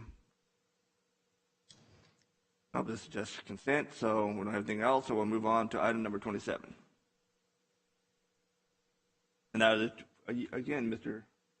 Patty, Supervisor Patty, excuse me, it's all yours. Thank you, Chairman. Item number 27. We have a retroactive approval of a standard agreement with California Department of Public Health for housing opportunities for persons with AIDS program for the period of July 1st, 2023 through June 30th, 2028, with a maximum amount of $2,642,000 and approval of a memorandum of understanding with Stocktonians taking action to neutralize drugs. Director Dietrich. Yes, sir. Thank you. How many individuals will we be clients or would we be servicing with the dollars that are allocated, and how will those dollars be used? So the properties themselves house about 25, but the Hopper program is larger than just the residential services. So there are staff within behavioral health that interact with these clients. So 25 would be in housing, much larger anybody that has HIV/AIDS, that has clinical or other needs are case managed by the public health program. Understood. Number-wise, how many? 25, you said? 25 for the housing component. Okay. Probably well north of 100 to 200 for other case management needs. Over the period of the full range of time that this approval is, up to 200? For the 5 years, I'll have to get back with you on the look back period, but these are individuals that might need access to discount, especially to drugs or other services. But it is listed in our budget book annually, but I will get back with you with the actual number of unique clients served. And one thing also I'd like, and I don't know if I'm missing it here, but the use of funds, where are the dollars going is one of the factors that I think is helpful for the board. Other people ask us, how's the money being used? So I'm seeing different comparisons and references to other counties and things that dollars that are allocated. But I'd like to have a little bit more of a breakdown. So if you can provide that as well, what's the cost for staffing? What's the operational costs? So this is a 5-year contract, approximately $528,000 per year. $210,000 when you go towards stand for the housing component. The balance of it is to be spent on personal salaries and benefits, office supplies, mileage, subcontractor expenses, and indirect. So it's primarily public health staffing that is facilitated in case management. Understood. I'm not seeing that in my packet. Is it here on one of the pages I'm not seeing? It's on the fiscal impact section on page 2 of the packet. Okay. Not broken down other than the 528 per year and the 210 for stand, but it lists these funds will be spent on the sentence there. Understood. So in the future, I'm one of 5 here, but I think it's helpful that we have a little bit more of a breakdown on the use of funds. That way we have a good level of knowledge when asked how the money is being spent, and we can see where it's actually going. And in related news, I've been working with Tony Taboda and Fred Schell, and I believe the properties will be transferred before the end of this calendar month, and that will allow Stockton Shelter to unwind their nonprofit by the end of the calendar year with the state. So very good news there that we'll have a continuation of those properties in service for this program. Excellent. Thank you very much. Thank you, Chair. Thank you, Supervisor Patty. Seeing nobody from the board in queue, so we'll open up for the public. Anybody from the public wish to address the board on this item? Seeing no one, bring it back to the board. This is just consent, so we'll move on. You want to pull anything else, Supervisor Patty? We still have about 12 of them. 12 more. I got 12 more for my quota. Our CAO. Yes. Thank you, Chair. For item number 9, we are required to report out on the salary for our emergency operations director, who is in item number 9. And so I wanted to do that before you all approve consent. The Government Code 54953C3 requires an oral report on salary or compensation before the board will take final action. And today's action recommends the Director of Emergency Operations appointing annual salary to be approximately $171,000 and $799. Thank you. All right, thank you, Mr. Wilberding. Chair, I'd like to make a motion. 1 second, Supervisor Patty. When you make that motion, it's just remember it's minus 8, in which we're all right. Thank you. Yeah, thank you for that reminder, Chairman. I'd like to make a motion to approve consent minus item number 8 that we've already voted on. Second. Got a motion and a second, and I'm gonna vote, please.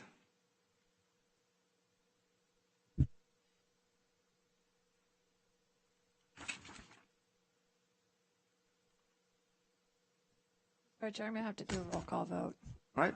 Hanafa? Yes. Gupidwa? Patty? Yes. Ding? Yes. Chairman? Yes. All right. That is with consent. So we have closed session on the agenda, and are we going to have closed session today, Counselor? We are, although the labor negotiations will not be discussed in closed session, neither will there be discussion of existing litigation, Westlands Water District versus all persons of interest in a matter of contract between the United States and Westlands Water District. So those 2 items which have agendized will actually not be discussed in closed session. Instead, we'll only discuss the 3rd item, which is anticipated litigation, initiation of litigation.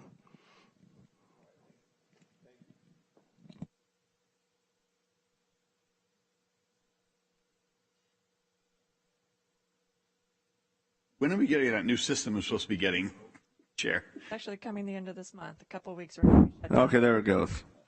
All right, so even though we have the closed session on the agenda, we're going to move that to the end of the meeting, if that's okay with everybody. And so we will move on to our 9 a.m. scheduled morning item, or public hearing. This is a public hearing to adopt a resolution to make certain findings that establish fire facility fees for new construction within the French Camp McKinley Fire District and establish a French Camp McKinley Fire District Fire Facility Fund for the deposit of fee revenue. This is districts 1 and 3. And if we could have our staff, please, come forward and do a report. And Chief Carlson, welcome.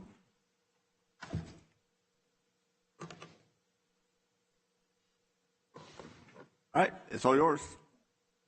Good morning, Good morning. Chairman Rickman, members of the board, and CEO, Mr. Wilverding. I'm Eric Merlo with the Assistant Director of Community Development Department, and with me is Chief Marty Carnielsen of French Camp Fire. Can you hear me with the working for me? Sounds good. Okay. So let's see, we have our PowerPoint presentation is in front of us, and if you could advance to the next slide. Have the remote. Do I have the control? Yep, right next to you there. Where is it? Let's see. That way, right there. Just clicking.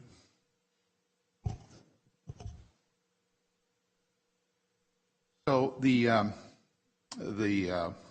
recommendation is to make the findings, establish the fire facility fees for new development within the French Camp McKinley Fire District, and establish a French Camp McKinley Fire District Fire Facility Fund for the deposit of the revenues from the fire facility fees. These fees are impact fees, not user fees, so they're infrastructure fees. The authorization for the fire facility fees comes from the Government Code Section 66,000 through 66009, which is known as the Mitigation Fee Act, and also from the San Joaquin County Development Title, Section 9, Section 9610060, the Fire Protection Facilities Improvement Fee. This was the authorization was previously made with a resolution back in, I think it was 1989, and then that resolution was repealed, and the authority was put into the Development Title section. So currently, there are 9 existing fire districts within the county. So these are county fire districts that are under the fire warden's office. So this doesn't include, say the city of Lodi Fire Department. These are county districts, and they're independent districts.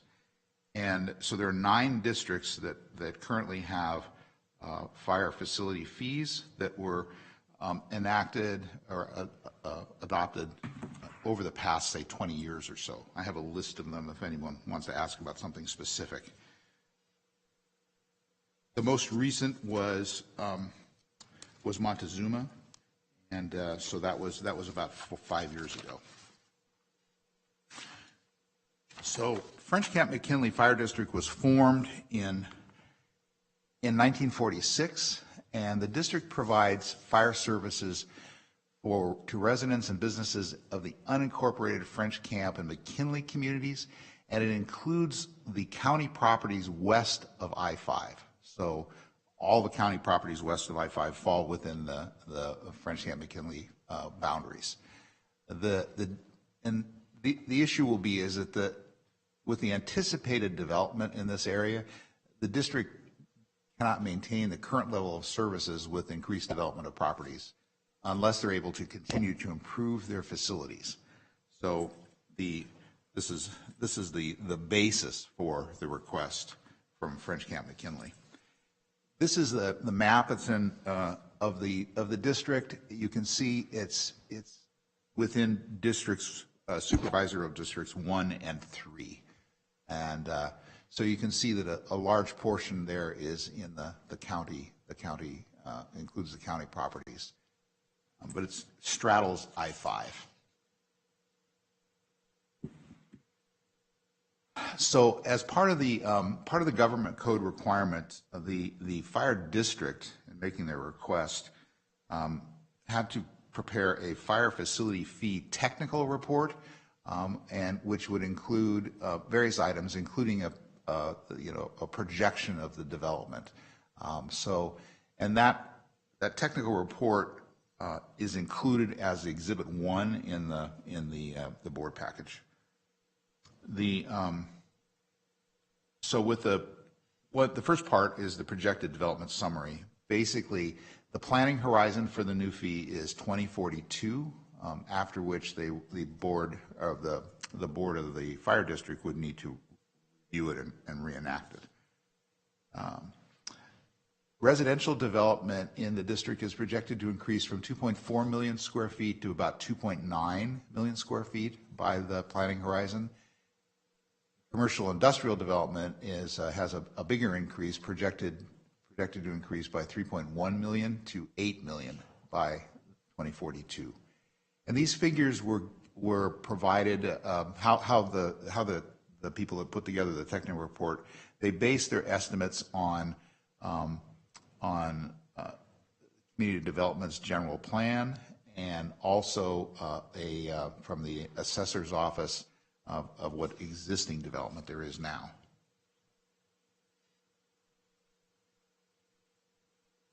The technical report also requires that the district provide a capital improvement program based on their projected needs. And so this table shows the items in the capital improvement program as well as the projected costs. So you can see that the first item is expansion and remodel of an existing fire station to accommodate new equipment. There is purchase of several new pieces of equipment, including a new water tender, command vehicle, and then also a training pod container, which is, those are the three items. And then also updating their network software systems. And with the contingency, the total need for the capital improvement program is $4,098,600. In the technical report, there is a fee calculation that essentially establishes what the actual fees would be per square foot on new development in the future. Without getting into the calculations themselves, they are in the report, but the needed capital improvements are allocated in proportion to the number of forecasted new square footage divided by the number of total square footage of new development in 2042. And there's a process for doing that that's outlined in the report. The fire facility fee, as it ends up and calculates out, is 37 cents per square foot for both residential and commercial industrial new construction. For residential construction, this is the equivalent of about $592 for a 1,600 square foot residence.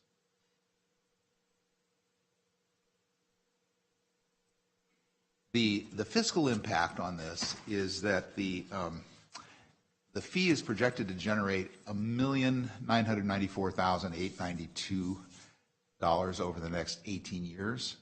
And over the lifetime of the fee, the Community Development Department will receive a 2.5% of the projected free revenue, or about $50,000, to offset the administration and processing costs.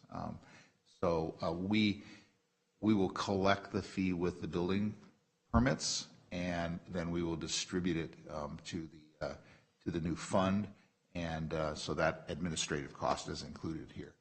And that's provided for in the government code. The district share will be $1,945,019. So that covers the proposed capital improvement program. Actions to be taken following approval is the district proposes an effective date of February 31st, 2024. That meets the government code requirement of 60 days after adoption. So I'm sorry, yes. And 60 days. The fee will be collected, as I said, by CDD upon issuance of building permits. And the fire district and CDD will work with the ACO assessor's office to establish a French Camp McKinley Fire Fee Facility Fund. There are existing funds for all of the different districts that currently have fire facility fees. And the fees will be deposited into the fire facility fee for the use of the district, and the administrative component will be received in the Community Development Department's budget. And that concludes the presentation, but if you have any questions from me or for Chief Cornelison, please ask.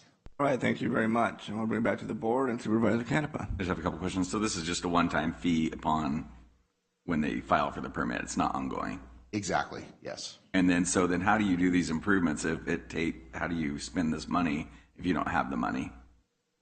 I mean, if you're planning on spending $4 million on new equipment, obviously this new development's not going to happen Not within. going to happen right away. Right, so then how do you? Right now, as the funds do come in and as the development does happen within our district, we will look at our funding process and be able to budget those for the things that we are needing throughout those 20 years or 18 years that we're projecting to get these funds.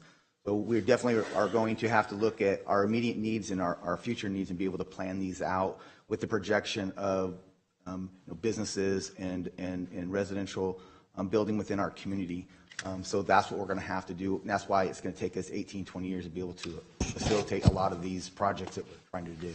So your wish list, how do you deal with inflation though? So I mean, the contingency is 10%, but that's not going to cover the cost of a fire truck in 10 years of the things that you're asking for. So how do you allot for that? Those are some of the things that we also are going to, like, since I've been the fire chief for 2 years, is trying to create different avenues of income within our district that is slowly being annexed from around us to be able to make sure that we do have the availability to be able to provide the services to our community through other avenues. This is just one aspect of what we're trying to create in our strategic plan for the future of our fire district. Perfect. Thank you, Chair. Thank you, Supervisor Canepa. Seeing no one else in the queue, so we will open up. The public hearing is now open. And just remember, those of you that wish to address the board, you have 3 minutes to do so. So anybody from the public wishing to address the board on this item.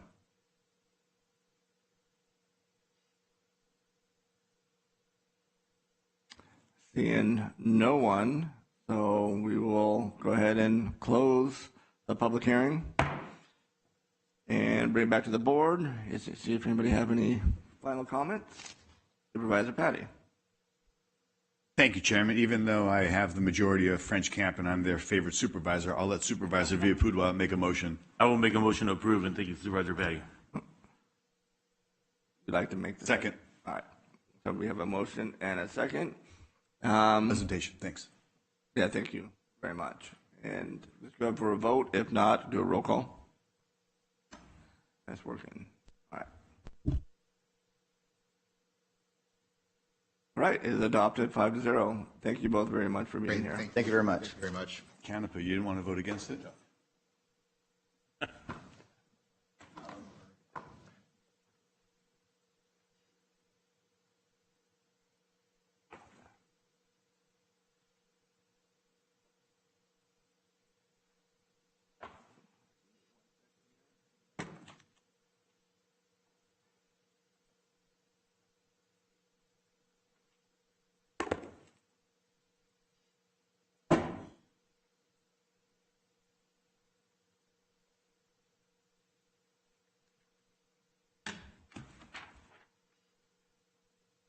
No, I'm sorry. I had to move my stuff around. All right, move on to discussion item. First item being from my office, District 5. Approve the use of $1,500 from supervisory district funds for Escalon Chamber Community Tree.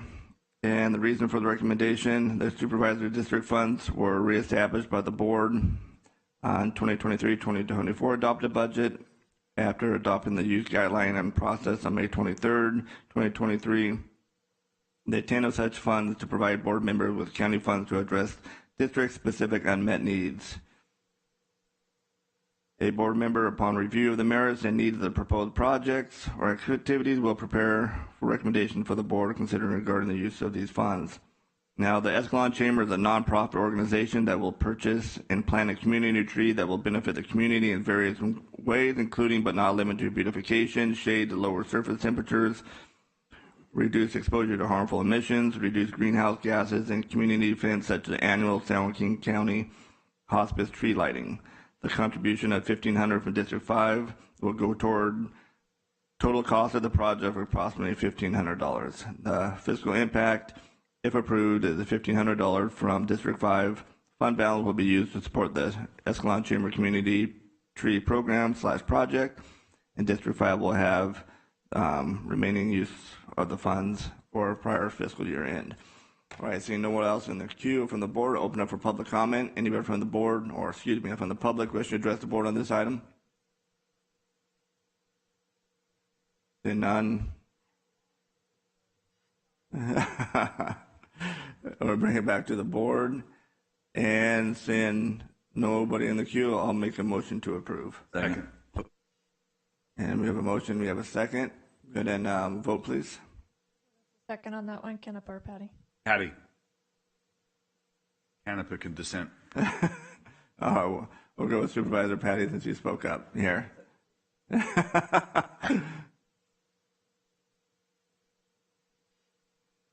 All right, it is adopted 5-0. Thank you, board. Appreciate it. And move on to the second discussion item. Again, it's from my office. District 5, approve the use of $10,600 from District 5 funds for Tracy Interfaith Unmet Needs. Tracy Interfaith Ministry is a nonprofit volunteer-run organization based in Tracy that provides food and clothing to low-income and homeless families and individuals. Tracy Interfaith is currently serving 100 or 120 families daily, an increase of at least 65% during the same time period a year ago. In addition to the donation of goods received, Tracy Interfaith must make weekly Costco purchases of food, staples, and hygiene items, which average $1,300 weekly. Tracy Interfaith is requesting funding assistance for 2 weeks for this holiday season. During the holiday season, Tracy Interfaith partners with Brighter Christmas to provide gifts for children between the ages of up to 13. Additionally, Tracy Interfaith provides $25 Walmart gift cards for children ages 14 to 18. Averaging the last 3 years, Tracy Interfaith expects they will need 320 gift cards this holiday season alone. The contribution of $10,600 from District 5 will go toward the total cost of the unmet needs request of approximately $10,600. All right, seeing nobody else, seeing nobody in the queue, open up for public comment. Anybody from the public wish to address the board on this item? All right. And now I'll bring it back to the board, and I'll make a motion to approve. Second. Can I make a motion to approve? We got a second. And that was Canepa. That was Supervisor Canepa. All right, can we get a vote, please?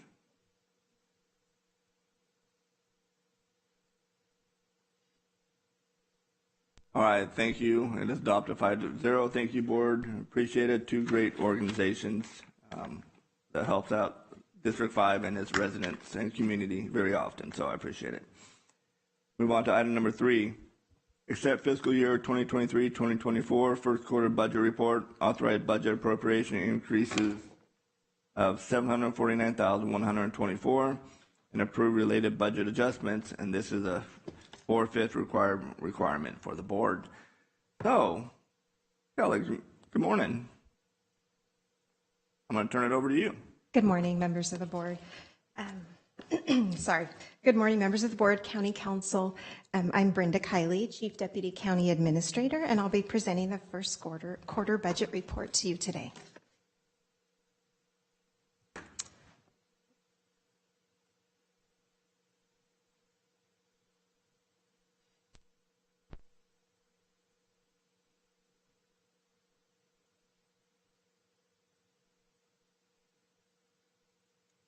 So this presentation will be brief, about 10 minutes, and it will provide the following: We'll be talking about the 22-23 year-end analysis, our 23-24 general fund balance, and the 23-24 adjusted budget, and the net county cost, which is all for the current year.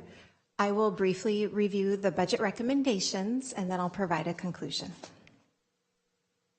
Okay, we'll get started. The slide before you shows the accounting of general fund balance for last fiscal year, which was 22-23.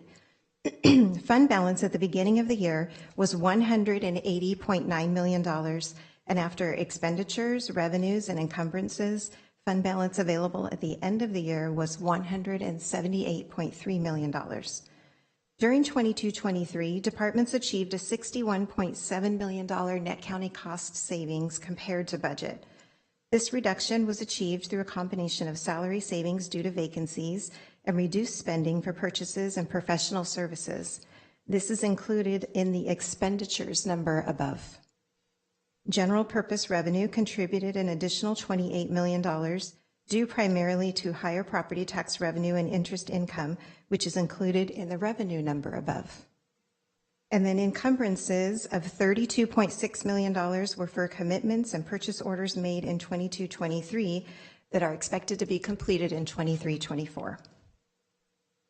Turning now to fund balance in 23-24, so that's the year that we're in.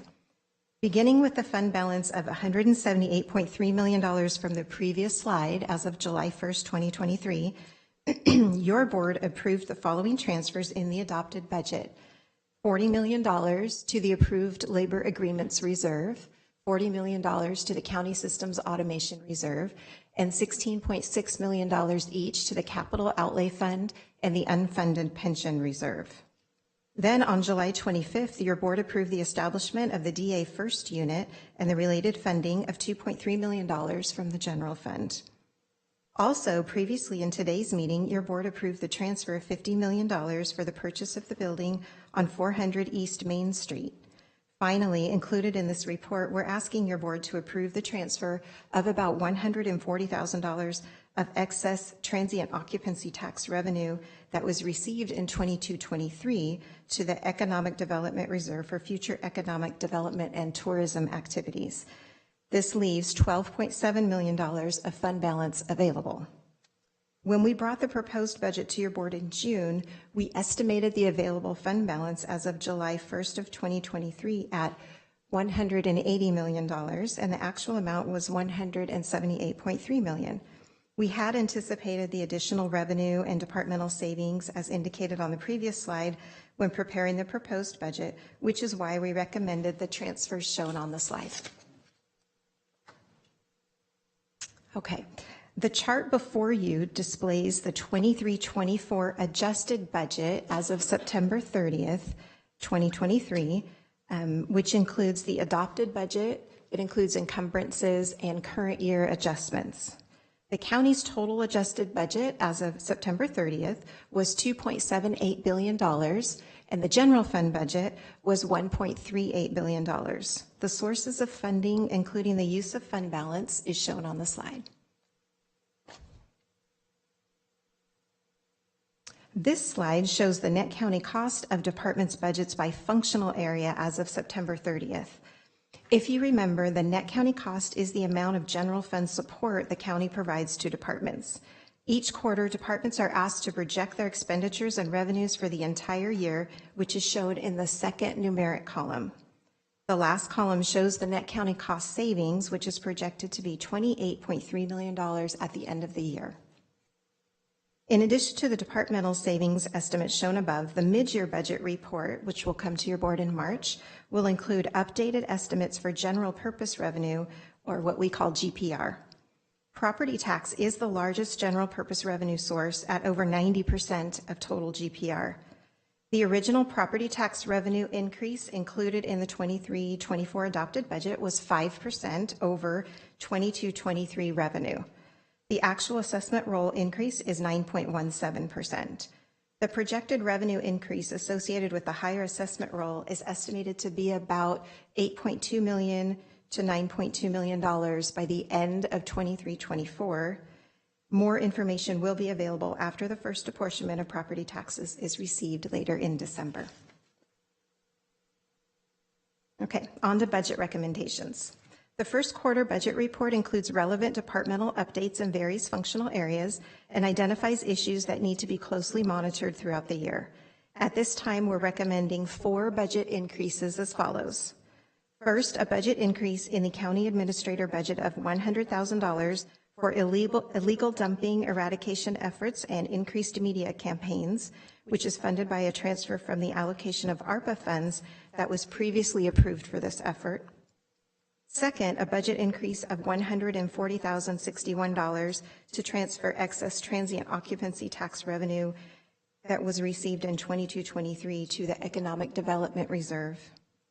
Third, a budget increase of $59,063 for the Human Services Agency Refugee Cash Assistance budget due to an increase in refugees funded by federal revenue. And fourth, a budget increase for whole person care of $450,000, which is funded by prior year fund balance generated from homeless mentally ill outreach and treatment program revenues that were received. Okay, in conclusion, the chart before you shows the estimated general fund balance for 23-24, including department net county cost savings and additional property tax revenue. So if we take the $12.7 million that was remaining from the original $178.3 million as of July 1st of 2023, so that was in a previous slide. If we take that $12.7 million and then we add the $28.3 million of estimated departmental net county cost savings, and then an additional $8.2 million of additional estimated property tax revenue, the estimated fund balance could be $49.2 million at year end.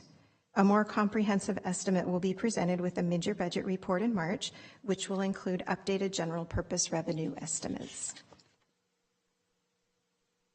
Chairman Rickman, this concludes my presentation. The department heads, CAO staff, and I are available to answer questions that you may have. Thank you. All right, thank you very much. Appreciate the report. We'll move on to Supervisor Canepa.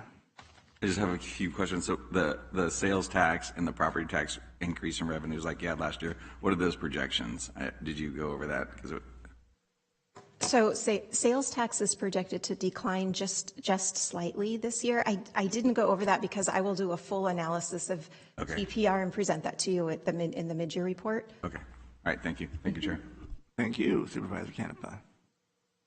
Supervisor Patty. Thank you, Chairman. I see that a great presentation, very brief, very succinct, and even I could follow that. Numbers and this in parentheses, good, bad. It all comes around, and you summed it up just fine. Thank you. The estimated fund balance by June of 2024 is potentially 49 million, as again estimated. What is it currently? If we were doing a mid-year actual, what can we say is realized? What's interesting is that when we look at fund balance, like at a point in time, like November 30th, it's in a negative because the fund balance, when you're looking at it from an actual perspective, we haven't received our full allocation of property tax revenue yet, and that's the biggest revenue source for our general fund balance. Mm-hmm. So when I do have it here, it was a negative. Let me see. Oh, that's not this one. Sorry, I have lots of. It's a negative $139 million as of the end of November. So, but it's because again we don't have property tax revenue, so we don't really look at fund balance like at a specific point in time. We do beginning of the year, and then we do an estimate at the end of the year. Just because. How do we go from negative 130 million to positive 49 million in the next 6-7 months? Well, because property tax is about 300 million or so. So property tax is a very large source, and we get about half of it we'll get in this month. And then the other half or so comes around in April, I believe, is the second apportionment. Okay. Yeah. And the reason why I asked that is just last week we had an ask of what we could reimburse some dollars to for, I think it was for Supervisor Viapud. What was it? $50,000 for the $30,000. Yeah. So we were going to take it out of the general fund reserve, I think was. Oh, do we take it out of contingencies? Isn't that Supervisor Canepa's, I think it was 40, it was the flock cameras. I believe we took that out of contingencies. Contingency. Yes, and we have $1.6 million in contingencies remaining. Okay. And that's budgeted. We start off with a $5 million budget every year, and then your board approves transfers out of that contingencies balance. Right. So, and where I'm getting at with that is, since that contingency is low, but we're estimated to be $49 million higher than we actually were, I would like to bolster that contingency by a couple $1 million. So that would be something I'd like to see happen as that revenue comes in or is available. I'm not sure the process of the timing of it, if we can make a motion for the board to consider and bolster up that contingency until next June when we, then when it's further reconciled. Okay, so you have some options. You could appropriate some general fund balance that, from a budgetary perspective, we could do that like we did with the DA first. Budget was $2.3 million, so we can do that, and we can just take it out of general fund balance, or we could take it. That would probably be my recommendation if that's what you wanted to do. Okay, and so take it from where, if a motion's to be carried and made, if the board is up for it. It would be just regular general fund balance. The transfer from general fund balance, whatever amount. Right, because I would look at that 12.7 million that we saw in one of the beginning slides. We could say that part of that 12.7 million is being used for the $2 million request. Okay, got it. And just while we're getting an account, and I've spoken in the past, I know it's called different things, but the one name that sticks to me is this teeter balance, the tax penalty. Right, we have a tax resources fund. It's the, and if we want, the auditor controller might want to come down and speak to it if you have specific questions, but we do have about $40 million in there, and they have said that about $20 million was available for use. They would be comfortable with that, and I don't know if our auditor controller wants to come down. Okay. But and you have approved the use of $9.1 million of it so far for the energy related projects. That was last month, I believe, or maybe in October. And then the remainder of the $20 million, you have approved in concept for the second and third year of the energy projects. But that would need to come back to your board for approval at each subsequent budget year. That would be for our purchasing. Is that what's earmarked, and that's what's been discussed? That's what's been discussed in their presentation from General Services, that there would be, it's nearly $10 or $11 million over the next 2 years that they would be asking for your board to use the tax resources fund for. But we don't have that yet. That's not finalized. That's correct. It's just discussed. That was just discussed. Right. The $9.1 million has been approved and appropriated, that initial piece for this first year of the projects. So walking backwards a little bit, there was 40 million balance, did you say? There's about 40 million. It's a little less than 40 million, 39.5 million, I think. Right, and then possibly, and I know we don't want to drain the account to zero, and it's good to have an emergency fund available. So, and what's the annual, and maybe that's what come in, what is the annual average revenue that's brought in through that? Okay, so penalty CAO Wilverding is saying it's about $3.5 million a year. Supervisor Patty, through the chair, I did look at analysis, I believe, of the last 10 years of ins and outs.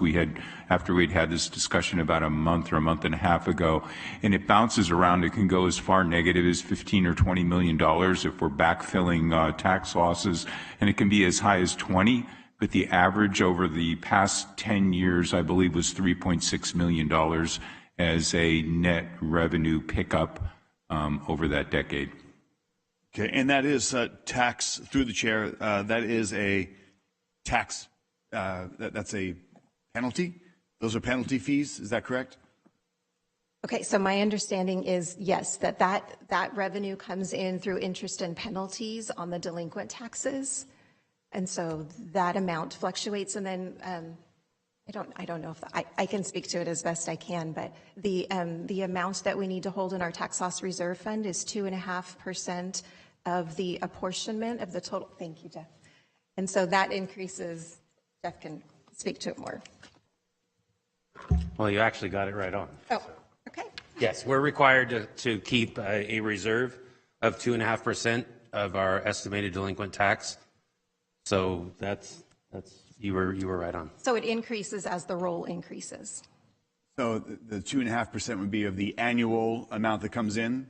Of the annual assessment of the tax assessment. So yeah, as values increase, that 2.5% has been gradually increasing. Right, and we've done a great job squirreling it away. I mean, I think it's wonderful and very responsible for the county to have taken the approach that we have, and it does give an emergency fund that's available if and when needed.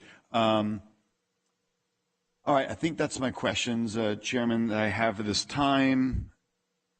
I'd like to hear from other board members if we'd like to supplement our general fund reserve, as some things do come up, and the board's been very engaged on local issues that we may want to bring that number back up. So that's all for now, Chairman. Thanks.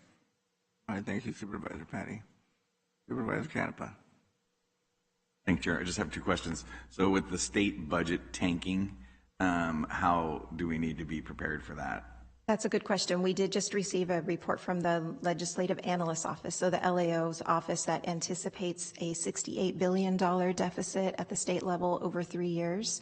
So beginning, they're going back to 22-23 because the personal income tax receipts were just received recently. They were delayed. They usually would come in April, and the state would understand what their revenues are before they close out their fiscal year. But because they were so late, their deficit for 22-23, they were estimating, I think, at $26 billion just from last year, from 22-23.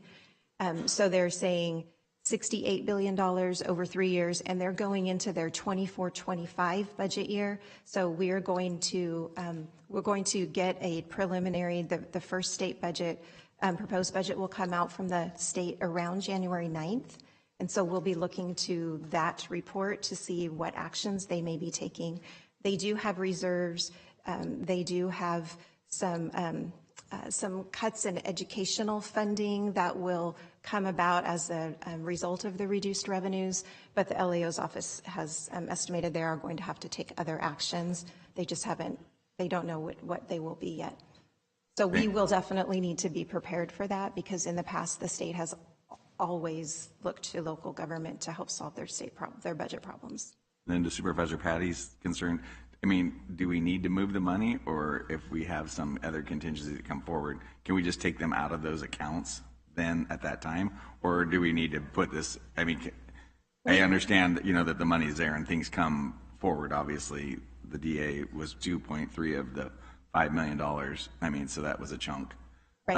And I don't know how it's usually been spent in past years, but I mean, leaving the reserves where they're at, I mean, unless there's a critical need, I think is the most important part going forward, correct?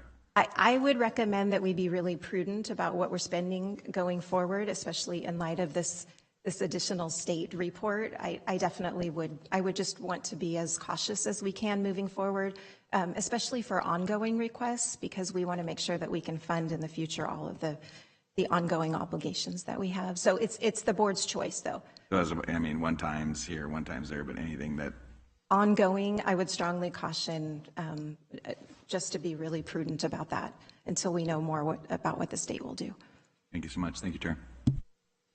Thank you. That's really kind of I just have a quick question. When we talk about sales tax and we talk about like e-commerce and the point of sales, and there's a talk about redistributing those funds at the point of sale.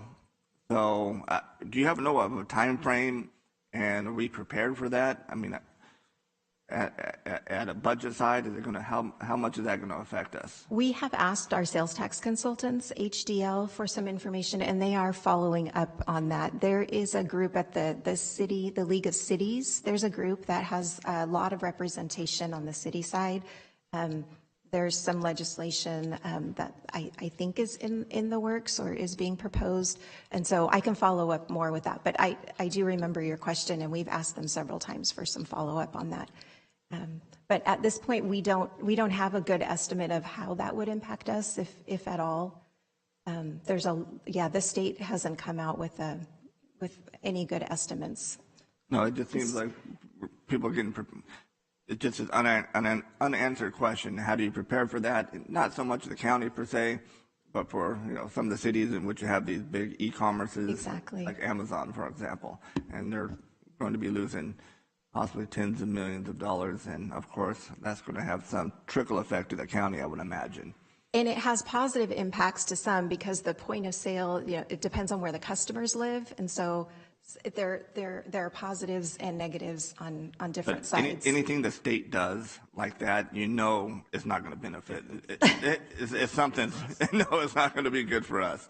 And what I understand is going to be taking a lot of money away from San Joaquin County as a whole. At least what I've heard, and that's why I've been bringing it up. Yeah, and we've definitely been following up on that. No, I do appreciate bringing this forward and to give us a snapshot and see if we're on base and being fiscally responsible. One thing I did, looking at this packet, is the number of vacancies that we have. For example, our sheriff's department, our district attorney's office, and our public safety. We talked about our, health services, mental health, substance abuse treatment, and how that's going to affect us in the long run too. And what are the departments going to be asking us for? I think we need to keep that in mind too. If we have at least it says here, the Sheriff's Department, 120 vacancies, DA 45. Right. Public safety is, that's our primary role of government, to keep our people safe. So, bear that in mind. All right, with that being said, I'm going to open it up to the public for comment. Anybody from the public wish to address the board on this item? Everybody's quiet today, except for.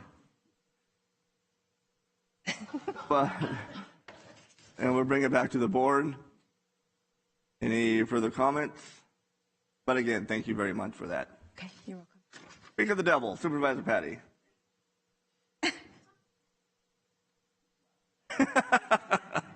I hear those laughs, and we can see you. And we've never dated. So, Chairman, I would make a motion to approve recommendations 1 through 5, and I would add that we move $2.5 million from the transfer from the general fund. Would that be correct? Yes. Into our contingency. Right. So we could increase the contingency provision budget by $2.5 million funded by general fund balance. That right there is what my motion would include. Thank you. Ms. Kiley. All right, we have a motion on the table. Yep. Do we have a second? Second. And we have a second. Before we go for a vote, what exactly does that do? Does that? I know exactly. We explained everything, but it increases. It just moves it from one pot to another. It's correct. It's not going to affect us in the long term. If we needed that money, we could have just moved it back. Correct. All right. Yep. It just puts it in. It just appropriates it so that we can transfer it. Just a different box. Mm-hmm. All right. That's true. Okay. Yes. All right. Oh, I don't see anybody else, so we'll go ahead and let's take a vote.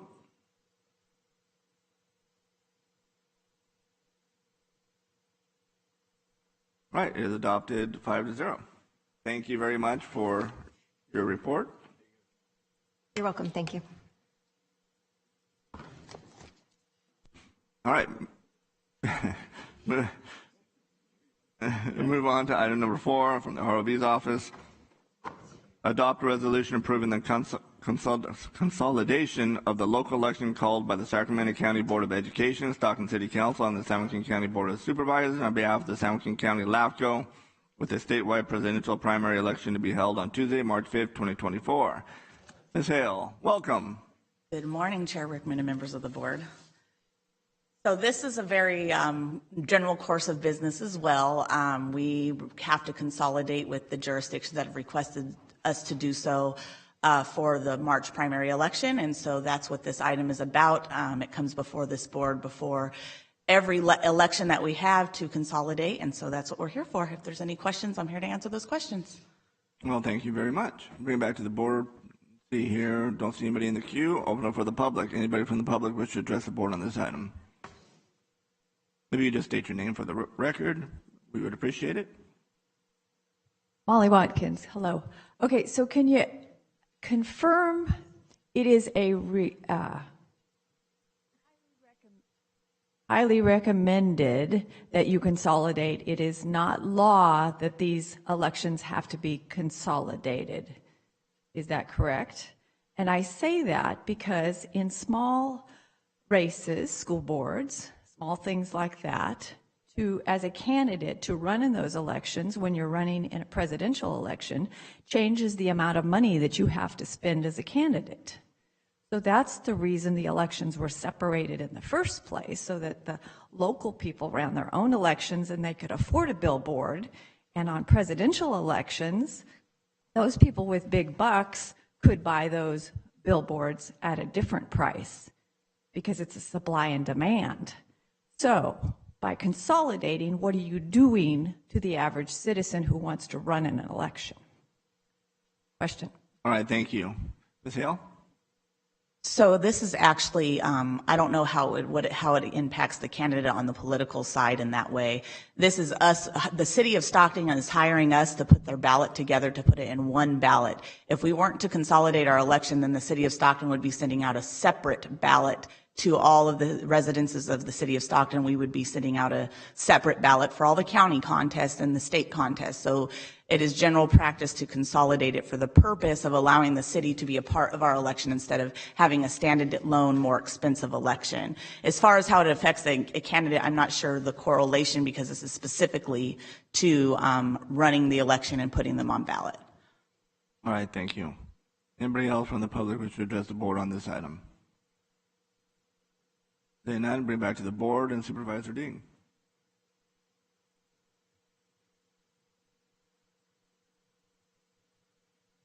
So these are the specific jurisdictions. It can't be varied outside Stockton City Council, LAFCO. In other words, the Linden Library Council or anything else isn't affected by this. This is a request by the Stockton City Council, a request by those individuals groups, correct? Correct.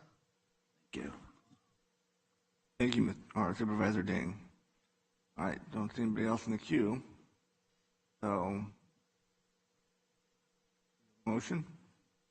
Move to approve. Second. A motion and a second. Can I vote, please?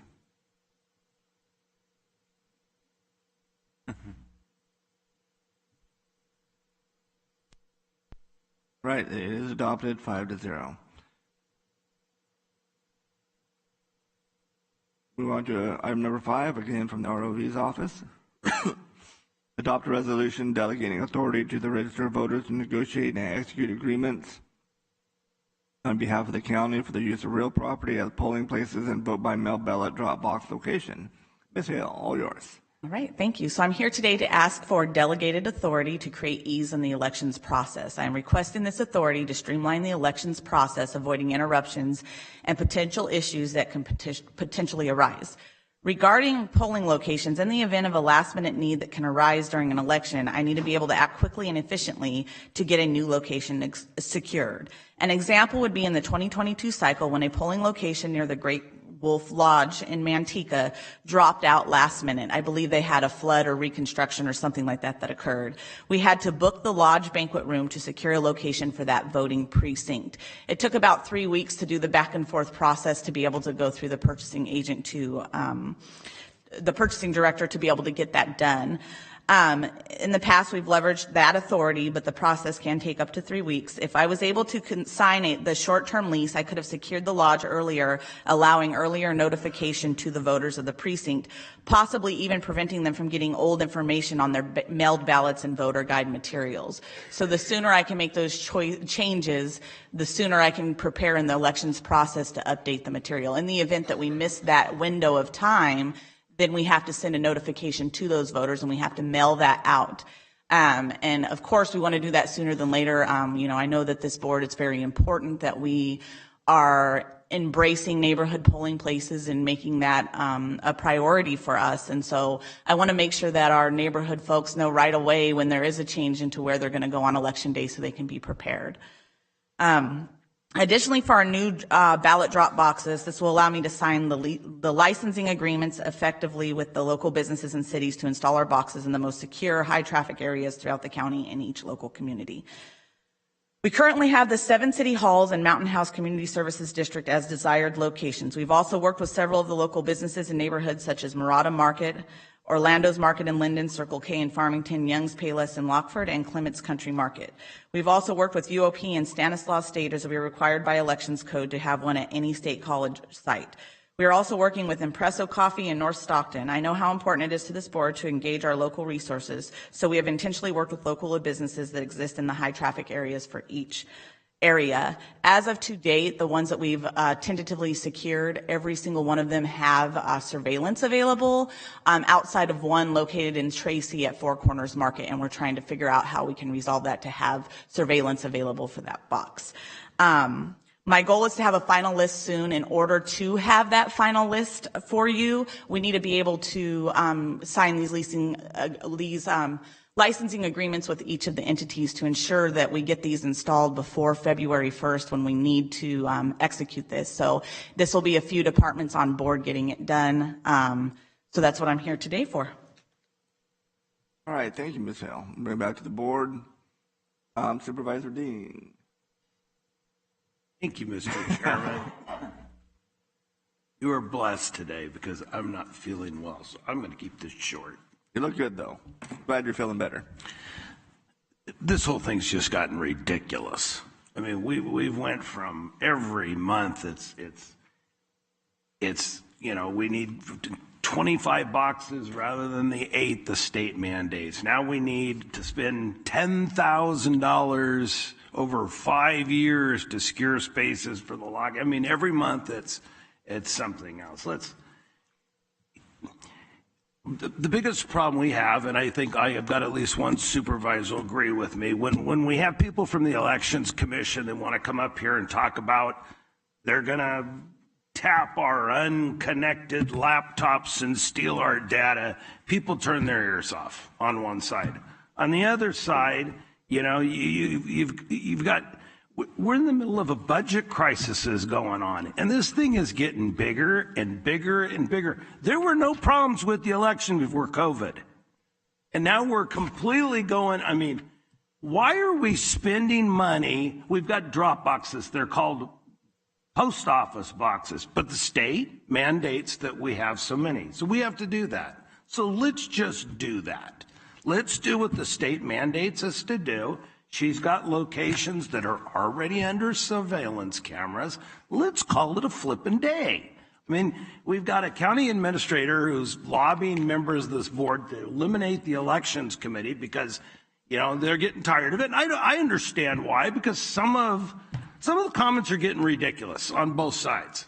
Okay, you've got an elections officer here who has just put this on the thing, and you're tired of the rambling that goes off from our elections commission, but have you put this in front of the elections commission? No, because you don't need them. What the hell? We're just rubber stamps, right? This is ridiculous. What we need a resolution on this board is do what the state asked us to do. Let's put the drop boxes out there. Let's not spend any more money, because I've got this feeling as history repeats itself, we go and do this in the state. It's not our money, right? It's just the state's money, which, by the way, is our tax money. Next year, when the state dries up, they're going to go, oh, well, we don't have any money to reimburse you for that. It's going to be out of whatever it is, general fund, contingency fund, whatever. We're going to be spending our money on this crap. And we need to stop and just let's do what the state mandated us to do, use our head, put the drop boxes under places that have surveillance cameras, like fire departments, police departments, markets, and just call it a day. We don't need to be spending, have you read this packet? $10,000 a month, 5-year commitment to rent spots for drop boxes? You know, we could have built a healthcare clinic for that. All right, thank you, Supervisor Ding. Supervisor Canepa. So my understanding is that this is currently going on already, right? And this is just to ease the process so that there's no holdups in the future. So this just gives you the authority to do in a shorter time period, which you're already doing. Is that what I get from this? That is correct. And just to be clear, we are negotiating $0 for these installations. The up to $10,000 is in the event for like the polling locations. The most I've seen us spend was $1,000 for an election. So the up to $10,000 is how government code writes the authority. That doesn't mean I'm going to use that entire $10,000. And I also know that there's a quarterly report that comes to this board. So anytime I am making any moves like this board would be informed immediately in that quarterly report about it. Well, not immediately, but in that quarterly report. Okay, so to Supervisor Ding's comments, so this isn't an ongoing expense. I mean, unless that place becomes a 5-year plan, you know what I mean, where it's not able to do it, that's already set up and communicated. Right. And so the licensing agreement for the drop boxes is for them to remain at the city halls for 5 years. The city hall has the option to remove it if they want to by letting us know in advance of an election. And we have the authority to also move that box if we desire. And we give them notification we're going to do that. But the plan is no cost. Our goal is to not, my goal, and as it's written in the material, is to keep it at $0 as best as I can. And I hope to do that in every single instance. But in the event that I cannot, the government code allows up to the $10,000. Okay, so then we're not going to have. Wait my time here for a second. That's not what the package says. Supervisor Ding, Supervisor Canepa has the floor. So okay, so that was the question. So I mean, it's not. So the minimum is 14 drop boxes. So it's not costing us $140,000 annually to put these in places. So these are like gentlewoman agreements, whatever you want to say, to store these there, and if there's a hiccup, then you need this funding to secure a place as an alternative. Correct. And the only additional cost that I could envision would be if we have one without surveillance and that we need to. So, I mean, if the board so chooses, I can not place a drop box. You know, if we're going to have to come out of our funding to provide a camera for that location, we can not choose that location, and we can look for one that already has cameras in their parking lot or whatever it is. So we're utilizing the cameras of the facility instead of having to purchase cameras, which could get quite expensive. Okay, thank you. Thank you, Supervisor Canepa. Supervisor Patty, and then Supervisor Ding, you're after Supervisor Patty. Thank you, Chairman. It's real brief. Let me just confirm and reiterate that the locations you're looking at do incorporate some sort of camera surveillance that would be already embedded to the facility for positioning. Correct. Thank you. Thank you, Supervisor Patty, and Supervisor Ding. Thank you. That is not what your packet says. Okay, and I know nobody else is really, other than the Elections Commission who brought this to my attention, has actually read this. And I suggest we table this discussion, send it to, or get rid of the damn Elections Commission if you guys don't really have any respect for it or don't appreciate it. But if you're going to have something this important on here, we established a commission. Shouldn't we at least let them see it before it comes before the board? I thought that's why we have it. So I'd like to table this discussion and send it to the Elections Commission. Thank you, Supervisor Ding. Through the chair, may I? Yes. I just wanted to also share that we're taking into consideration the feedback from our advisory committee about the spacing out of the boxes. So we, instead of having them clustered like we talked about, making sure that we're spacing them out. We're utilizing pre-established camera surveillance where feasible. And I understand there has not been a formal recommendation by the advisory committee, but I have attended all of their meetings. And I will say that this is critical to keeping us on track for the election. And as Supervisor Canepa pointed out, we are going to install them and we would be utilizing the authority of our purchasing agent. This is just to expedite the process to ensure that we can stay on track for the election calendar. All right, thank you. Supervisor Ding, you still have the floor. It's always critical to timing. Every month. It's critical we do this now. It's critical we spend the money. I have a recommendation. You table this and send it to the Elections Commission. If you don't want to do that, find some other supervisor to chair this damn thing. I mean, I'm getting the hell beat out of me from both sides, and I don't mind that. And I'm not doing this for Person of the Year award, but have a little respect. If we're going to put citizens on, and you're good on the fly, I got to give you a hand there. But if you're going to sit here and tell me one thing that you haven't told, I don't care if you've attended the meetings, this hasn't went through the commission. Either send it to the commission or dissolve the commission and free up some of my time, one way or another.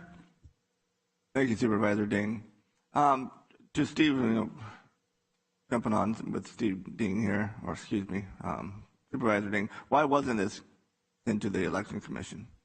In the last 2 meetings with the advisory committee, we did talk about this and we did discuss the things that they were concerned about. So as far as I know, this is what we're aware of right now from the committee members. And the question was just to ensure that we're spacing out the boxes, that we're keeping surveillance. So the biggest thing I've gotten from the advisory committee has been, please make sure that we have camera surveillance where feasible. And that's what I'm focused on per the advisory committee. But what you're bringing here before us today, was that discussed at the advisory committee?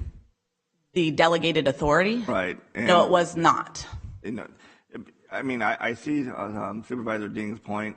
We have committees for a purpose, and the election committee is important in the fact that it gives our residents here in this county a voice.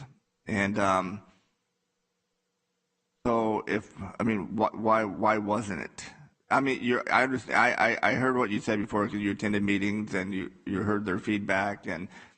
But what would be the harm of just, discussing this with the election advisory committee, since it does have to do with the election? I know in defense of Supervisor Ding, and I know he has worked and continues to work very hard with the election advisory committee, and I know he does get beat up on both sides. And so, thank you for not getting beat up, but thank you for taking that role on this board. So what would be the harm of, the election is now till March, and correct me if I'm wrong, this is more of an emergency implementation, correct? If something happens, you would have the authority to find another spot. That's what it is, this in a nutshell, right?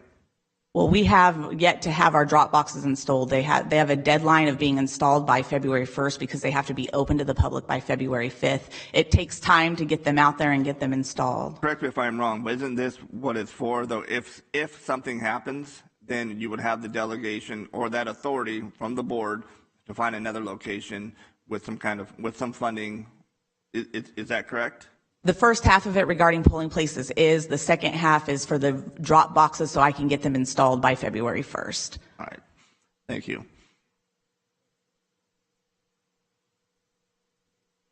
Your mic on? I'd like to make a motion to table it and send it to the Elections Committee. All right. We still have to do a public comment, but you can make that motion now if you wish. We have a motion on the table. We have a motion and a second. Through the chair. Yes. Just a clarification, is this a motion to postpone, to continue to a date certain, which is the equivalent to saying if there's not any date it comes back, would have to be re-agendized, or is this a motion to continue to a specific date? What would you like to do, Supervisor Ding? You have a motion to table, but is there a date you were? Depends on the recommendation of the commission back to us. I'm sorry, what's that? I said it depends on what happens with the recommendation back to us. So a month? When's the next Elections Commission meeting? So it'd be the 4th, after given due public notice after the 14th, yes. And if you're not ready yet for the 4th or for March's election, holiday season coming up, you're not getting emergency election boxes established anywhere. You don't already have a place for them now anyway. So it's like every month it's an emergency. There's no emergency on this. So the meeting after the 4th, January 4th. So, Counselor, what it sounds like, the motion for this item to go before the Election Advisory Committee after they hear to come back before this board. Okay, so are we going to specify a specific date, or are we just going to have it? What's the next date after that for the board meeting? Do you have I believe the 9th is a date, but I'm told that might not be possible, so I think it'd probably be the second meeting in January. Well, why which is can't the we, 29th. as long as we give them 5 days notice, right? I mean, can we just bring this item back? So the board hears it, or the election advisory committee hears it, and whatever and we can just adjust this, what we have before us. Put this on the agenda for the 9th and then. Right, so that's the earliest possible. 1 second. So is that cool? That works. All right, so we have a motion, and you're still second with that motion? Yes. All right, we're not done with discussing here. So we have a motion and a second. We're still debating this item. So Supervisor Canepa. I just have one question. So in order for the county to do business, I mean, I don't know which committee or commissions, I mean, everything that the department does needs to go in front of them. That is going to slow down the process of running the county. I mean, and I appreciate what you've done. I mean, the same thing with the homeless thing.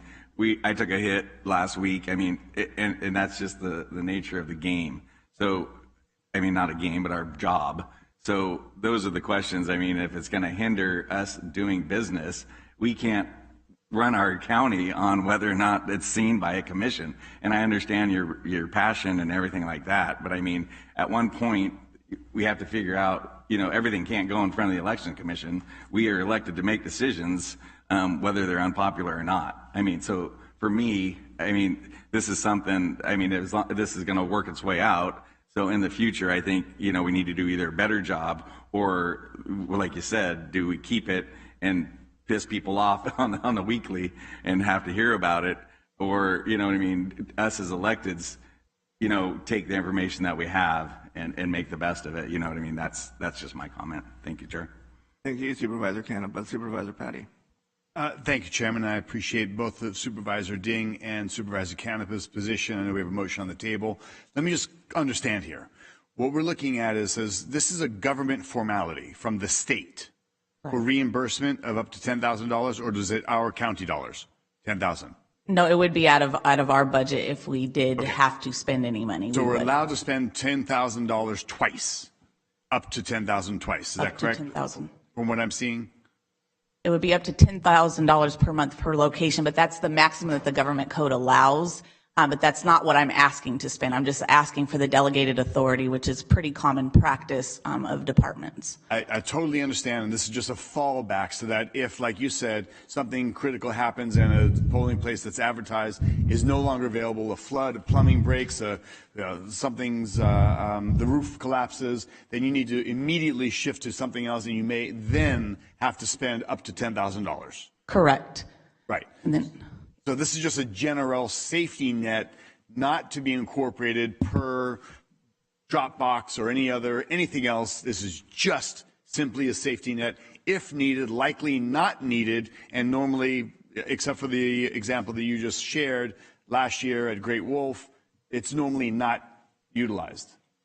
Correct. And to be clear, our drop boxes are not installed at the locations. I need to sign these licensing agreements to get the boxes installed. And so if we delay this until January, I do not envision that I'll be able to get the drop boxes installed and open by the February 1st date. So I just want to make sure that I'm clear on that. Okay, thank you. So for that, thank you for that clarity. So then in this, in the tabling, I would suggest and ask Supervisor Ding to amend his motion to allow the installation of the drop boxes in a timely, proficient manner as expected with the cameras as selected. There's cameras, there's agreements, $0 per month, and then we can table and bring back to the date certain that we've talked about, so that we're not stopping any process, but we're going to have clarity on the use of dollars. That seems to be, Supervisor Ding, your biggest concern is the dollar allocation of that $10,000 a month? Well, Mr. Chairman? Supervisor Patty still has the floor. Unless you Okay, so you're opening up question to Supervisor Ding. Thank you, Chair. All right, thank you, Supervisor Patty. Supervisor Ding. Mix of a question. First off, the county any government agency has never been able to pivot in 30 days and do a damn thing. So I wouldn't worry about anything happening there. My concern is whenever we do something just for today, we're just going to spend this, When does government spending ever go away? It doesn't. So you start spending this money this year, and then next year, you know, well, it's somebody's job's going to be tied to who's putting in the voter ballot boxes, and if you eliminate that fee, well, then you're eliminated this county job. It never ends. I don't have a problem with the locations she has that are within the state mandates. That's fine. But nothing more, because it's BS. There's nothing that, if she hasn't gotten it done by now, it isn't going to happen between now, Christmas, the 40,000 holiday parties we have coming up. You're not getting another drop box in. So whatever we have that's within the state mandate that you have right now, that's already got the cameras, that's fine. But opening this up, I mean, Supervisor Patty, I mean, you know how this works. You never have a government program go away. And it can say, no, it's not telling, it's just giving me the emergency authority. That's how we wind up in, you know, godzillion billion deficits in this country. It's why the states, billions and billions, are going to be in debt, and it's why we're going to get left holding the bag, is because, anyway, enough. Supervisor Ding, are you finished? All right, Supervisor Patty. All right, thank you, Chairman. So I believe that what we have in front of us is there's protocol and there's contingencies, and that you're thinking about the dollars as if this is in perpetuity. We have a $10,000 emergency allocation that can happen twice. That's $20,000. This isn't a program. This was probably the last election, the last election, last election. These are basic parameters that we would approve. Is that correct, Ms. Hale? That is correct. So in the last election before your time and the elections 4 years prior and 2 years before that, these are just simple, basic protocols that authorize you to have utilization of dollars up to $10,000 an amount to have available. Correct.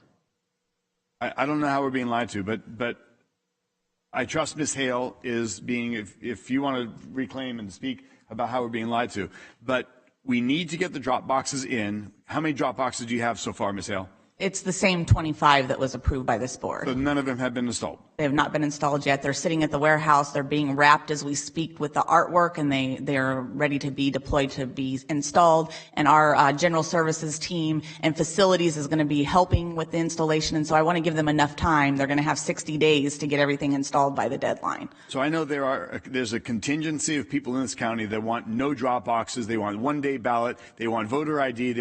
This is right in the wheelhouse of what they want us to stop right now. Do not authorize any installation of any drop boxes.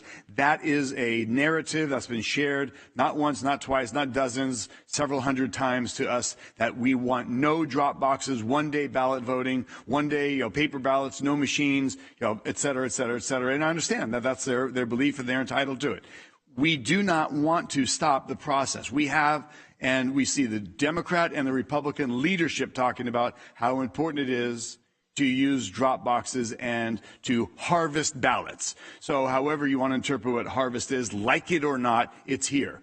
I do not see, and I would ask again, Supervisor Ding, that if you want to hold off on the allocation of $10,000, which is twice $20,000 maximum, and have the election committee review this and bring back a recommendation. But I do believe that we have a responsibility as a board to make sure that these drop boxes are in fact installed as proposed in this agenda item. Is that correct? Yes. Thank you. All right, thank you, Supervisor Patty. Supervisor Canaba, then Supervisor Ding after that. I just, in the grand scheme of things, the other day for my agenda planning with County Administrator Wolverine, the $199,000 the department heads have to spend money. I mean, that's the more alarming issue. Why doesn't this fall under that? Because it's election code. And I don't know who I asked this question to, because I mean, the department heads, and we were discussing it, I said, because one of the items, I said, hey, it's at $199,000 for one of the asks on the agenda today. And I said, is that just one way to get it under the spending limit. So who can answer that for me?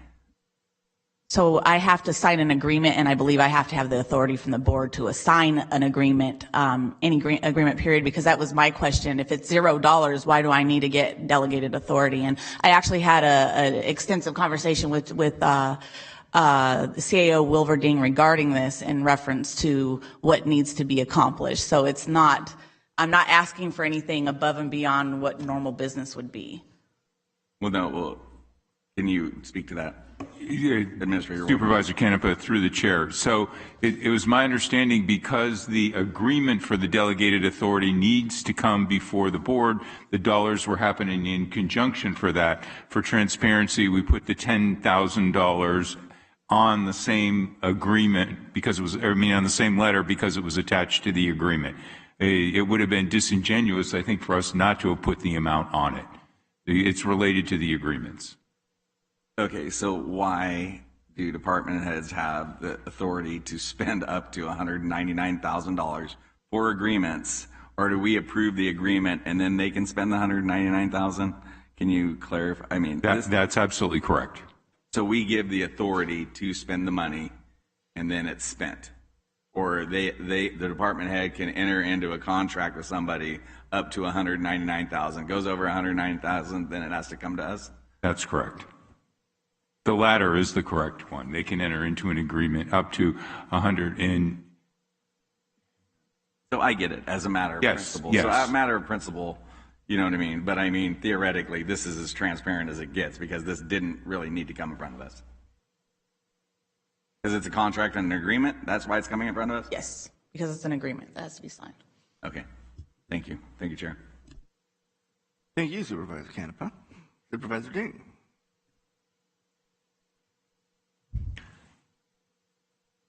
I will amend the motion any way you want so we can put the agreed upon boxes. But I know we've all had a lot going on in our lives and we didn't read this package. The reason why she's here, because they have authority up to $199,000. This isn't $20,000, Tom. Let me read you the last line of her packet. Allows County Board of Supervisors, authorized by resolution, an appropriate county official leave real property for use by the county for a term not to exceed 5 years at a cost not to exceed $10,000 a month. So I don't mind, amending this, but I'm sorry. I feel like you've been misled. So how many boxes does the state make us put up? 14. Folks. And so the board has already said 25, right? So this is an emergency when we get around to it, and after we've done whatever we do in our regular course of the day. There's no reason that this can't go before the Election Commission as long as they have, she just got done saying she doesn't need any money to put these boxes up. I feel like we're being told one thing and then we're being told another. The boxes that have to go up in those assigned locations, I want to move forward with that. I'm not trying to hold that up, but it just, this $10,000 a month for 5 years that's in here is a whole different ballgame. And quite frankly, it's just not the right way to. If you're going to have a commission, have them look at things such as this. Otherwise, just get rid of the commission. Save me some time. How do I amend this to make everybody happy? We want to get the boxes. I don't like the $10,000, and I do want the commission to look at on an emergency, because that's what this is.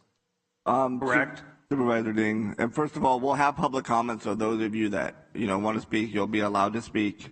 Amending the motion, Supervisor Patty, I don't know if you want to amend it, and then you would have to accept that amendment. Is that what your plan was, Supervisor Patty?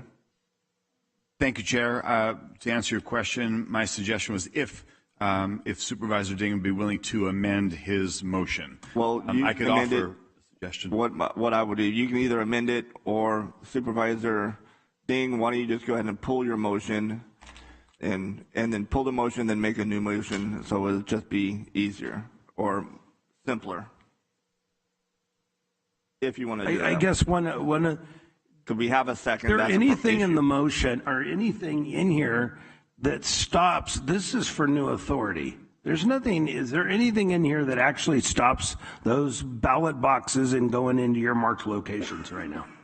That the agreement that's attached needs to be signed by each of the cities. So that agreement needs to be signed with each location where we're going to install one. So, and from the way I understand it is the government code section, it reads exactly that we can have not to exceed 5 years up to $10,000. That's standard in the government code, if I'm not mistaken. So that's why it's referenced here to clarify that delegated authority can give up to that amount to a designated department. But didn't you just say this was just in case of an emergency, in case for what happened at Great Wolf Lodge in Manteca? Correct. So if we have to spend any Just money. an emergency, so we don't need this right now. The agreement's not for the polling place, it's for the drop boxes, the attached agreement. That's for the drop boxes that we're installing. So I guess it should have been two separate items, perhaps one for the polling places and one for the drop boxes. Okay, let's make it two then. What do you need right now? Just the authorization to be able to sign the licensing agreement with all of the all of the locations where we're installing the drop boxes. There you go. Make that motion. Will you prior? Since your motion's going to change, why don't you just go ahead and pull your motion? I'll pull my motion. That's okay with you, Vice Chair, correct? Yes. I see you're on Supervisor Cannon, but let's get past this motion so we can still debate it. So we have no motion on the table, Counselor. The motion was pulled by the initiating motion. That's correct. Okay. I am in communication with the attorney who is handling this, and it might be helpful if you wish I could, I think, clarify some things, or at least I could convey the information I'm receiving. Okay, let's go and do that since everybody else is. Okay, my understanding is what's being sought here. First of all, it wouldn't just be for emergencies, I don't believe. I believe essentially what's being asked for is delegating authority to the Register of Voters so that she can enter into leases, which would be monthly, not generally for 5 years, instead of having to bring those leases back to the board each and every time. So I don't think it would just be circumstances where it's an emergency, but it would just be a more efficient way of obtaining locations for the drop boxes. And the Register of Voters can correct me if I'm mistaken as to what her understanding is as to the authority she's seeking. The second thing I would note is, as she's indicated, it'd be very rare that you would have to spend $10,000 or anything like that. Most of these sites, as I understand it, are free. And if the board wished, if the board is concerned about the spending of money, you could authorize the Register of Voters to enter into leases which are free in nature. That would obviously limit her ability to, go to certain sites which would require payments, but it's within your discretion to simply delegate the authority to enter into free leases. So that was just a point of clarification, at least the information I'm receiving. All right, thank you. And Supervisor Dame, you can hold on 1 second. Let Supervisor Cannon speak, then you can make that. Well, he stole my thunder. Cap the dollar amount, for God's sakes. Just say, here you go, not to exceed this dollar amount in this motion here, that you can't go over out to $10,000 without coming back for board approval. But it needs to go in front of the commission. Or, does that help? Not to exceed $10,000? I mean, Paul, if you put one of these in your little taqueria for $10,000 a month, you get rid of your employees. You should be making a fortune. No, that's not the goal. So, I don't, right? That's a lot of money. Right. No, I'm just saying cap it at $10,000 per annum, right? You're not per location. You're not paying for Dropbox locations currently, right? We're not paying for these now. We are not. This is in the extreme circumstance where the wheels fell off. You couldn't do it. You had to rent the spot, and that's the use of the money in case of an emergency. And that's more related to a polling location than it is to be able to support polling locations. For these drop boxes, it's the 25. They're getting installed. The goal is for it to be free. But like you shared, if in the event we run into something where it's required, that it gives me that authority up to that amount. The other part to keep in mind is I am responsible for the ROV's budget, and my goal would be to be very mindful of that. And my goal is to never spend the money if we don't have to, but I wanted to ensure that a seamless process would exist to be able to get these installed in a timely manner. So the $10,000 was for polling place, not where the box is going to be. So we're doing all of this in moot? No, it's all part of one. It's because the government code reads that on the $10,000. It's not my made up number. That's just what the government code states. Thank you for clarity. So, but according to council, we're just going to separate this, Supervisor right? Ding, hold on one second. Supervisor Canepa, are you through? Sir, thank you, Chair. All right, thank you, Supervisor Canepa. Supervisor Ding. Sorry, he has the floor. So back to council. You're talking about separating the two just so that we can get the boxes in? You have, my understanding is if you don't approve delegating the authority, every time she enters into a lease, she'll have to bring it back to the board. So she's seeking authority to enter into leases without having to bring every single one of them back to the board. The government code, she's quite correct, indicates that the authority delegated is $10,000 per month, but that is obviously not her intent. If you wished, you could delegate the authority to her to enter into free leases.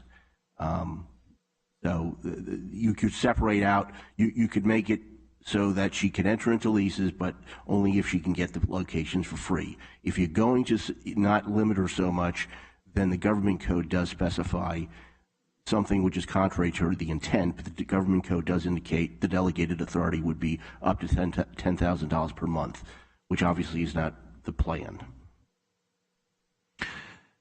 So here's my Christmas present of the year. I'm going to withdraw my emotion. Yes. I think we've made a point that there's really no respect for this election commission whatsoever, because it really doesn't make any sense to send it back to the election commission now and have them here and have it brought back. It is what it is. I didn't like this mislabeling of this $10,000, but I don't see any good coming out of this discussion. She needs the authority to put the polling the boxes in, as we had already done already. It is what it is. All right, thank you, Supervisor Ding. CAO. Thank you, Chair. I just wanted to follow up on Supervisor Canepa's question earlier, because listening to the discussion, I actually pulled the law up and took a look at it. And the reason that our ROV has put this together the way it is to use this law. It doesn't give you a variability. It points exactly at 5 years and $10,000 per month.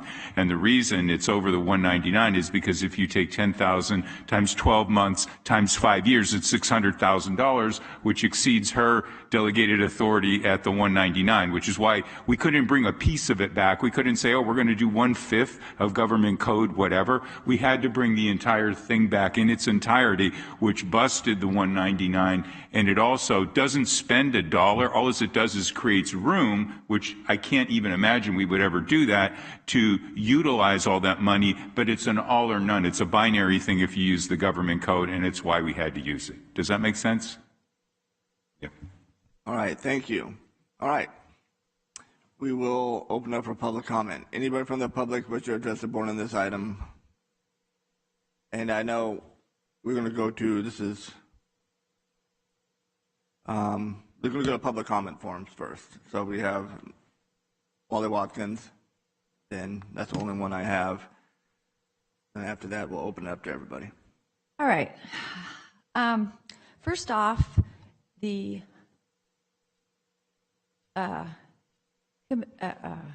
election committee that meets sends their agenda over to these two people on the side of the room. They have revised the agenda in the last two meetings. So if this truly was as important as you think it was, it should have been on the agenda. It was not. By law, 14 boxes are necessary for San Joaquin County. 30,000 voters equals one box. That's 14 boxes.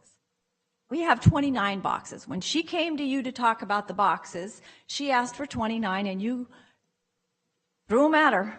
So now you got 29 boxes for her to put out. That's a lot of extra expense. The other odd thing is when we had the old boxes that worked fine that we used in 4 elections or 5 elections, there was no cost. There was no agreements. And if there was an agreement, obviously somebody in her department was able to sign them without any problem, and this didn't have to come in front of you. So what's the difference here? Why is that? There is no integrity with these boxes. If you're worried about fraudulent stuff, it's no different than putting your ballot in the mailbox. So why do we need more than 14? And convenience? It's more convenient to mail it because the postman comes to your house, or you go to the post office to get your mail. So therefore, you can put your ballot there. So the convenient issue is crazy. The security issue, there is no security. The other question is, and she said this several times about security cameras. In Farmington, at the grocery store, the box was inside. This box is going to be outside. I don't know if he truly has cameras outside, but I will tell you that the cameras inside are his cameras. He's not collecting data for you or for me if I want to challenge that. His cameras erase every 5 days. So what does that mean when you say there's surveillance? There's a camera near the box, but that's not doing any safety for the ballots that are in the box. So this whole thing is just smoke and mirrors. But I guess the biggest painful thing that Mr. Dings said was, why didn't it go to the committee? Well, why didn't it? You have control over the agenda. Thank you. All right, thank you. Carla, would you like to speak? Oh, yeah, getting up.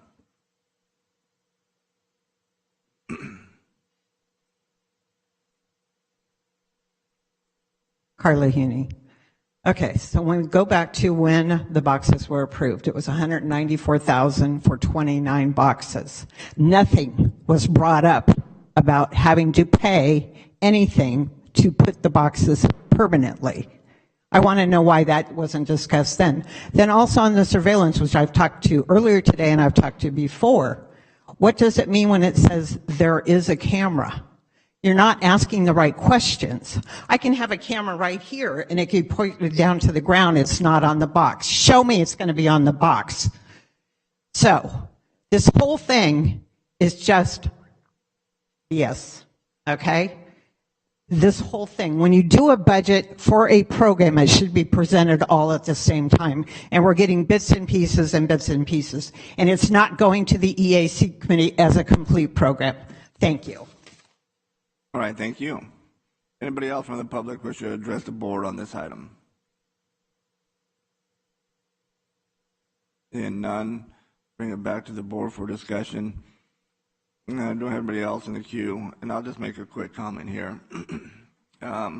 What Supervisor being mentioned is the Election Advisory Committee, and I know Supervisor Canepa, you mentioned, hey, we use these committees, to slow down government, and hey, you don't have to tell me about bureaucracy. It's, slows down everything. I'm not a fan of bureaucracy. However, I think this committee, because of the sensitivity of this topic, of not just here in San Joaquin County or even in California, but throughout the nation, that is one of the reasons this board put that committee together, so we would be transparent. We would garner additional public trust in the process. And yeah, you're not going to please everybody, but we're doing as best as we can using the tools that are available to us. And what are the best tools available to us, or the people who are our bosses, or the residents here in San Joaquin County? So I think it is very, very important that we use our Election Advisory Committee to the best available option that we have. And this isn't the first time I've heard this. If this was the first time, it'd be one thing. But it seems like it'd be a repeated pattern, is that they're feeling like they're getting bypassed. And Supervisor Ding is the representative of this board on that advisory committee. And so when he speaks about it, and if he has concerns, then this whole board should have concerns. And if we aren't going to use it, then why do we have it? But to answer your question, and hey, it's a very sensitive topic. We always talk about transparency in government. This is a way to have that transparency. You have transparency, you increase our public trust in the process. So I think it is very, very, very important that we utilize this committee to the greatest extent possible. So that being said, I'll turn it over to Supervisor Canepa. No, I agree with the process. My only concern is when you do have that. So, I mean, I don't know which video camera in the world is going to have footage for every minute of every day and where you store it. I mean, if you have 24, I mean, as a business person, that's why they rewrite, because you use the same hard disk. So, I mean, you would have to have, we're worried about $10,000s of dollars. Well, it would cost, you know, hundreds of thousands of dollars annually to do that. So, I mean, those are the things that we need to decide as a board of where we're going to put them and how we're going to do that. Because if we had to wire and have video cameras on every one of these boxes, you know, it would be very expensive. I do agree. I mean, I think it's important because, you know, listening and having it go in front of the board. So we need to be more mindful of how that goes and how we do that going forward. I mean, I don't know that it gets much more transparent than what we've been doing, because, I mean, I am up here and I listen and trying to do what the best we can do. There's state laws for election, and I understand that we're mandated and allowed to have freedom to decide in San Joaquin County what we want to do. But I mean, in other counties, I mean, it's hard to not understand if they're having the same problems and how we can fix that. So going forward, I do appreciate their service and their time and your time and service, and need to be more mindful of that. I'm just saying I don't want to hinder, you know what I mean, government services to taxpayers because, you know what I mean, we're not doing a good job on our behalf of either our committees or putting stuff on the agendas and getting it in timely manner to the board. So that's just my comments. It wasn't any diss to the, because we all serve on boards and commissions and they serve a vital role in our community, and I appreciate people giving their free time to our county to make it a better place to live. So it was no slight on the election committee, you know what I mean? But I just worried that sometimes we're elected to do a job, hard or bad or ugly, and that was my comment, is, you know what I mean? With the information that we have at the time, you know, we have to do the best job. And so if you want to put it off till then or split it, I'm all for it. I mean, it's pretty transparent. We are out and doing it in the public. It doesn't get any better than this. And I mean, the time and due diligence we've given to the election officials, the committee, and the time that we have stuff come before us, I think is plentiful. So thank you. Thank you, Supervisor Canepa. And my last thing I forgot to mention is the cameras, and we have to have cameras on these boxes. If, you know, if we need to have funding for some additional cameras, so be it. I mean, I think this is a very important issue. I mean, this is the basic right of any citizen in this country. I mean, if we can spend, I mean, you mentioned money, like for cameras, how expensive, but my God, look what we spend money on in this county. You know, so if we're going to use that as an excuse, then we need to look at exactly what we're spending our monies on and what is important. But if we need funding for additional cameras, so be it. You know, let this board know, and then we can decide how much we want to spend on that. But I think that these drop boxes should be, you know, have a camera. I mean, even, hey, I'm just looking at what the sheriff said, you know, when he was up here a few months ago about this. I think he would agree with that also, even though he's not here. So with that being said, I'm done. Through the chair, may yes. I? I just want you to know that I do take this advisory committee very seriously, and in the event that you guys decided you weren't going to be the board, like the board wasn't going to have it, I think it's still valuable. There's a few counties that have one that's ran by the registrar, and I think it's still always necessary. And when folks come forward, it has us question that. You know, some of the ladies gave a presentation to the advisory committee about drop boxes, and the terrible information that was out there about how they were prior. And so this is definitely our attempt to do that. There's always balance for me. I have to keep us on track for the election timeline, so that because the March 5th election does not, the date doesn't change for the election. However, when we're not gunning towards an election date, we want to take into account everything the advisory committee is sharing with us. So I hope it's not presented to you all that I don't care or that I don't hear them or I'm not taking value to that, because I think there's tremendous value there. So please know that I'm not writing them off when I have to come in front of this board is because it's necessary to do it to continue moving forward with the election. That is not any negative tiff or anything to the advisory committee. I value what is being brought forth by those 10 members that you all put into place. Okay, thank you. All right, we don't have anybody else in the queue. So with that being said, a motion? Or who, let me rephrase that. Who would like to make a motion?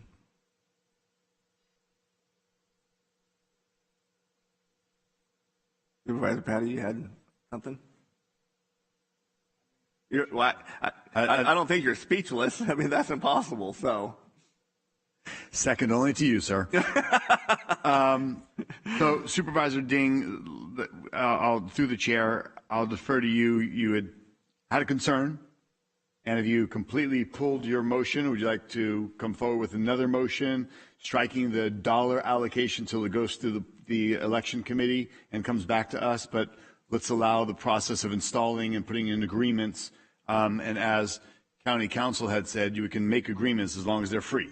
Would that satisfy your? Okay. So then, through the chair, County Council, would you please repeat, which seemed to satisfy the greatest concern right now, repeats Council's staff recommendation? Yeah, I earlier indicated that the board has the discretion in lieu of the authority sought here in the board letter. It could simply delegate authority to the Register of Voters to enter into free leases for this purpose, but not delegate any money in connection with entering into those leases. In which case, if a polling place required the expenditure of money, which I understand is not the norm, she would have to come back to the board with respect to that particular place requiring the expenditure of money. But that's kind of a long way of my saying you would be simply delegating the authority to the Register of Voters to enter into free leases for the purpose she's seeking that delegated authority in the board letter. Great. Thank you, County Council. Through the chair, that would be the motion, and that would satisfy what you need to do immediately, go through the planning, go through the election committee, and bring back to us any other parameter that you feel is a safety net for later. So that motion is to negotiate free agreements, as noted and stated by County Council. We have a motion on the table. We have a second. I will second. Yeah, a motion and a second. I don't see anybody else in the queue for further debate before we vote. All right.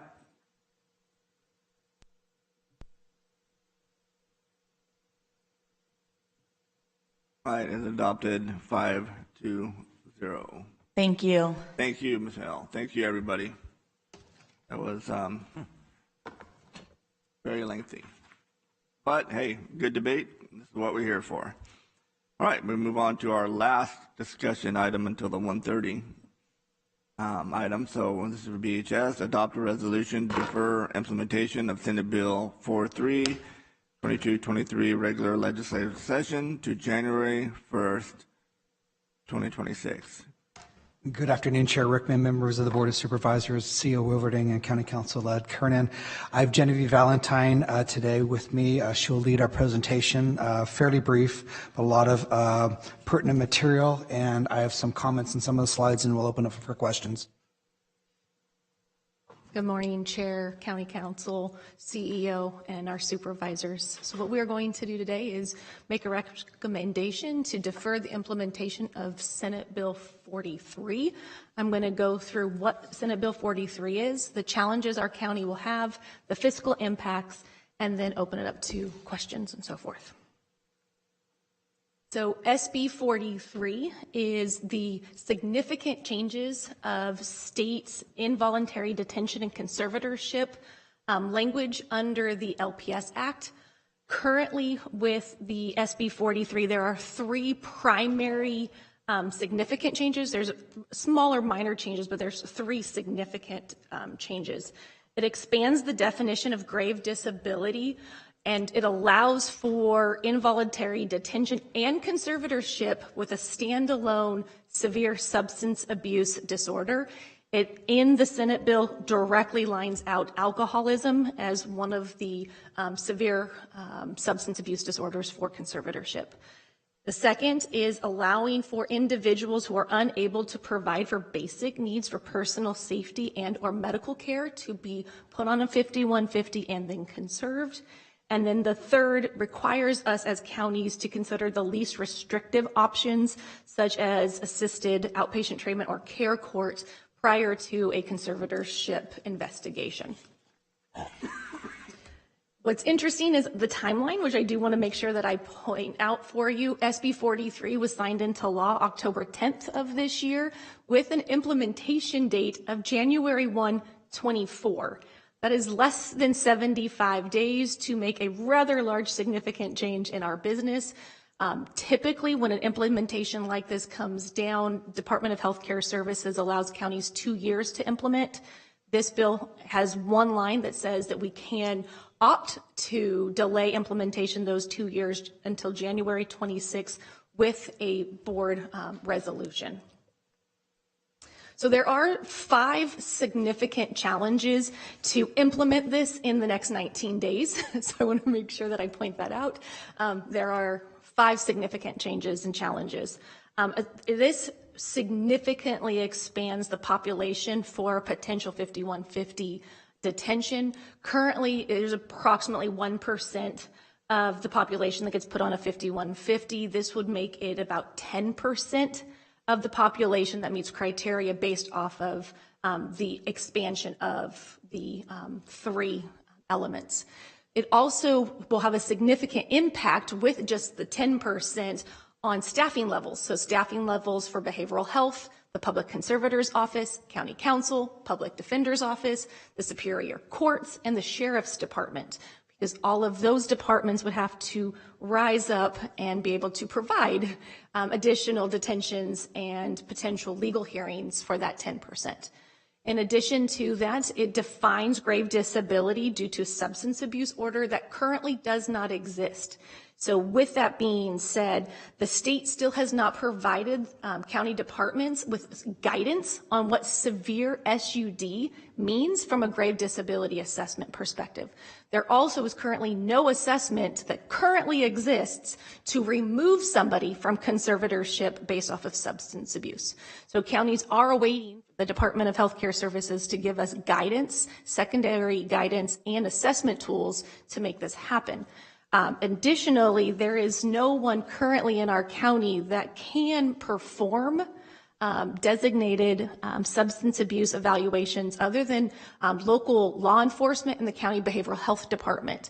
We do not have anybody in our SUD side of the house who has ever provided a 5150 due to severe substance abuse. Additional concerns and challenges, this will impact our local ERs. I want to make sure that we are transparent about that. We've already had conversations with Dignity St. Joe's, Kaiser ER, and Sutter Tracy on how this implementation will directly impact the capacity at ERs, because there is currently no location that is Medi-Cal certified for locked substance abuse treatment for someone who's on a 5150, which means individuals will sit in our ERs during their 3-day hold.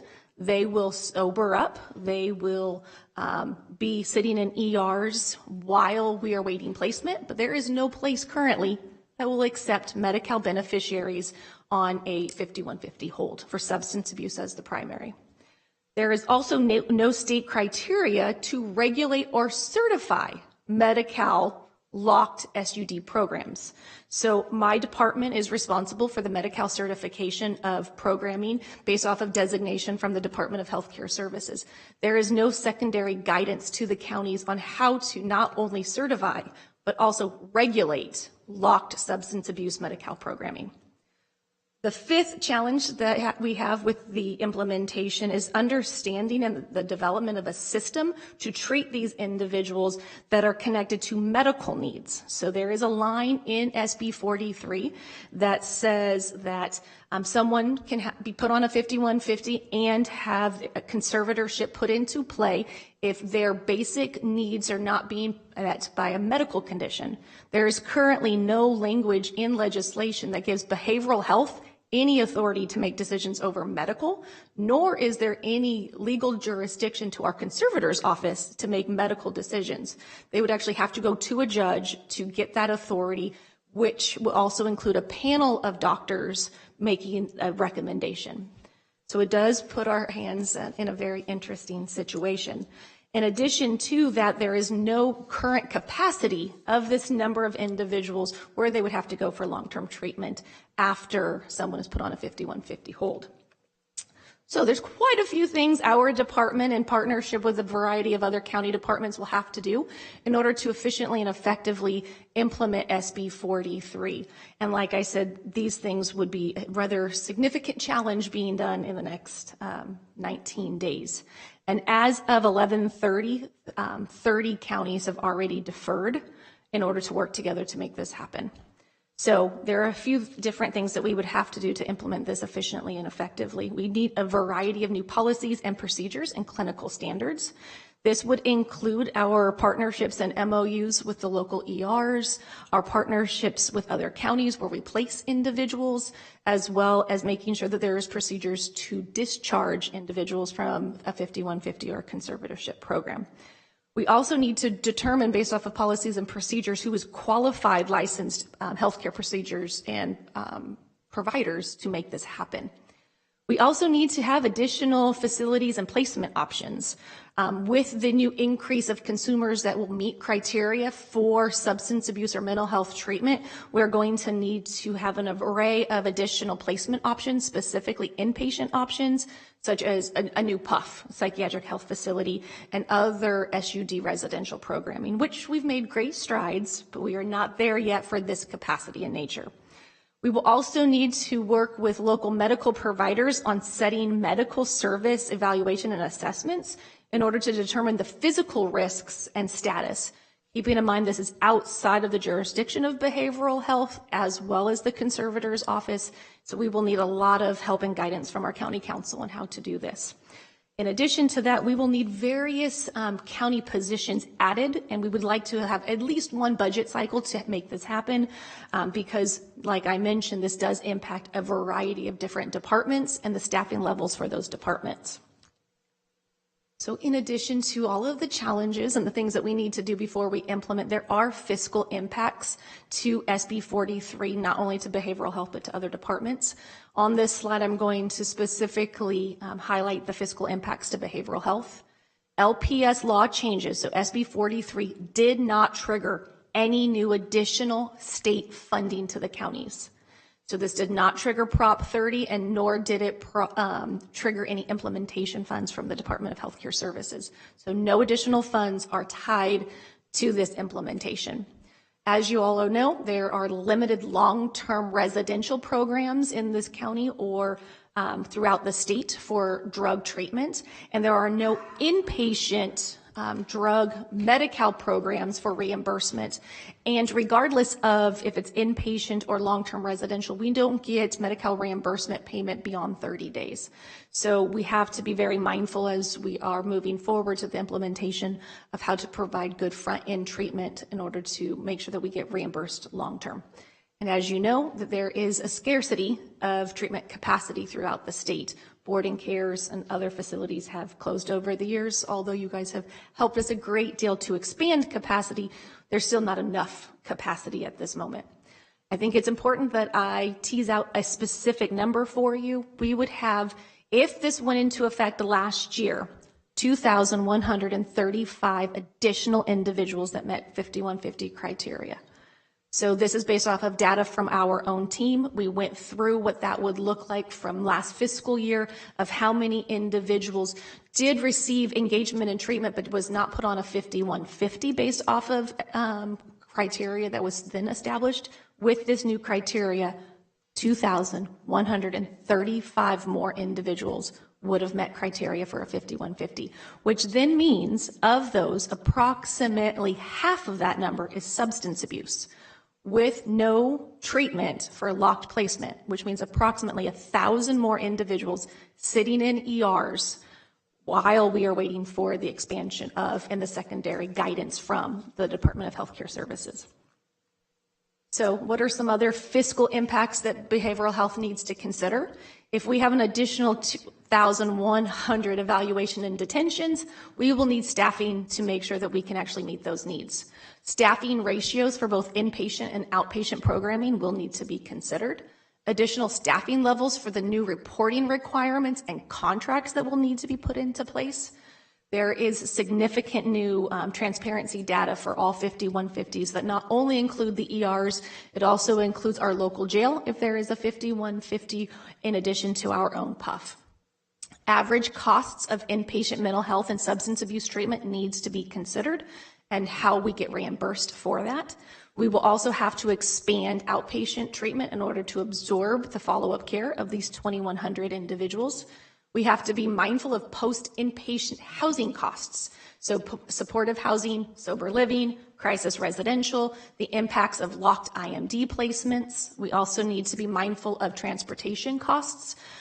Oftentimes my team is the staff in twos that go and pick individuals up outside of the county and bring them back to the department. So this will also impact overtime costs. We also have to be mindful of the legal costs that would be impacted by behavioral health, which would include both the internal and external psychiatric health facility hearings, any hearings connected to the conservatorship office, the establishing of MOUs, and additional contracts for placement that would be required.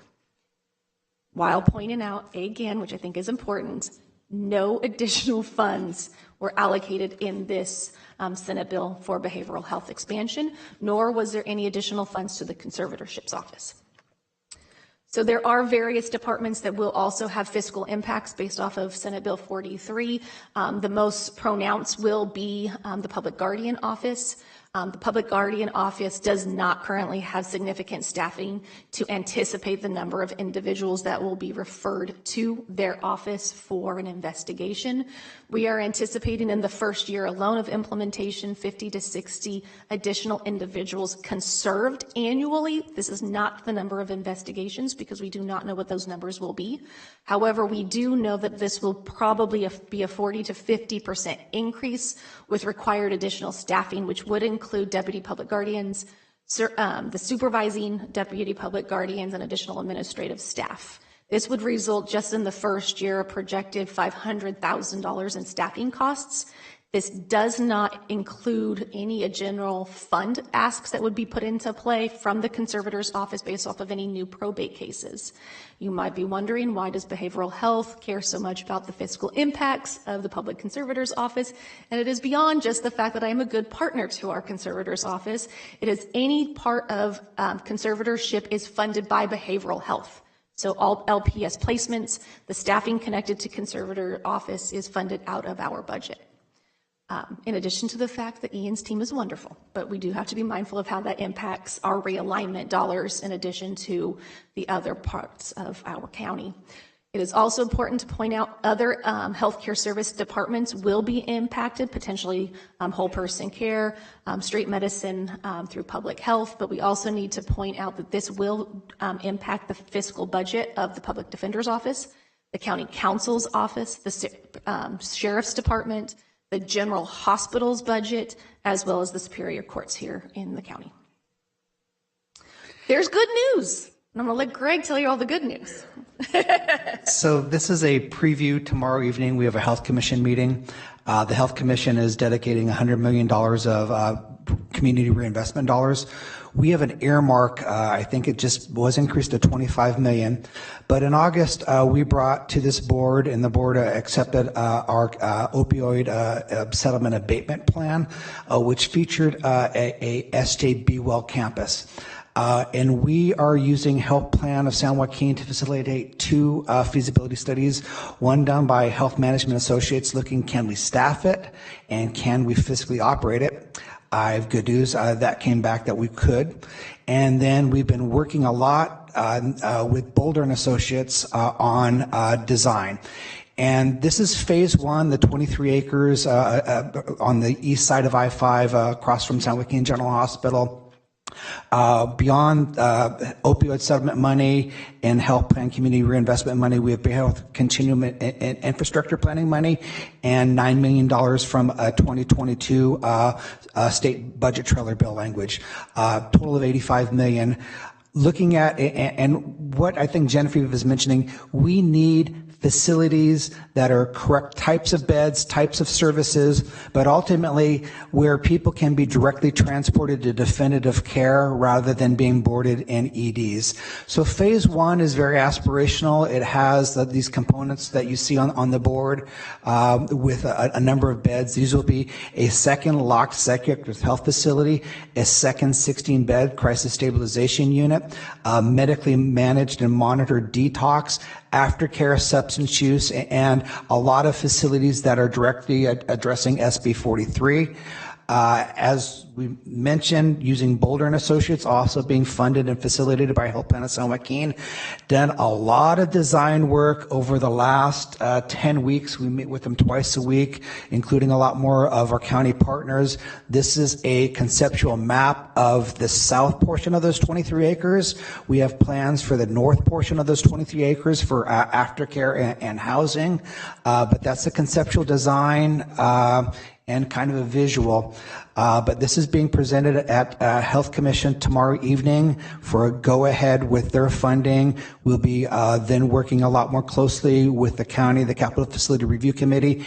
And my goal is how can we get this delivered by spring, summer of 26. And I'm doing everything to squeeze out any possible day to get that delivered and looking at opportunities to do that. And with that, I will turn it back over to Genevieve.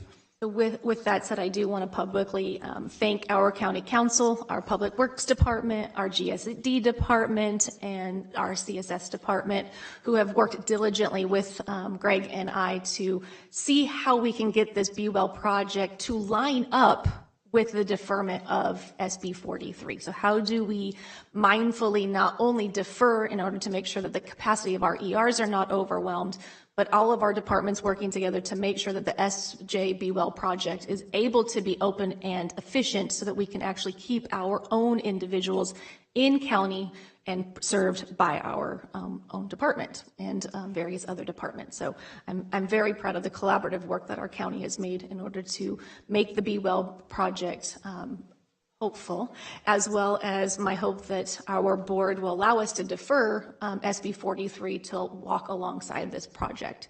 So why am I here? The formal recommendation that I have for you, or asking of, is that you allow our department to delay implementation of SB 43 for the 2 years to walk alongside the ability to go through this.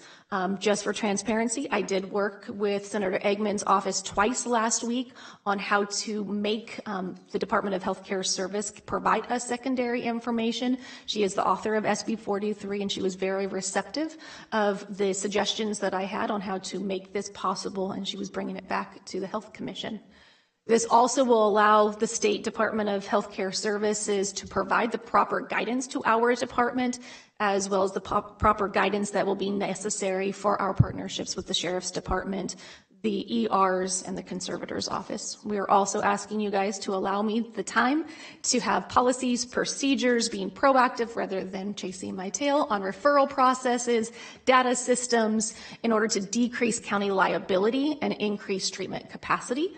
I'm also hoping that you will understand that by allowing us to delay the implementation, that this will give me the opportunity to work directly with local ERs, our law enforcement, and other partners to create a streamlined referral process rather than having our other constituents sitting in an ER next to those who are detoxing.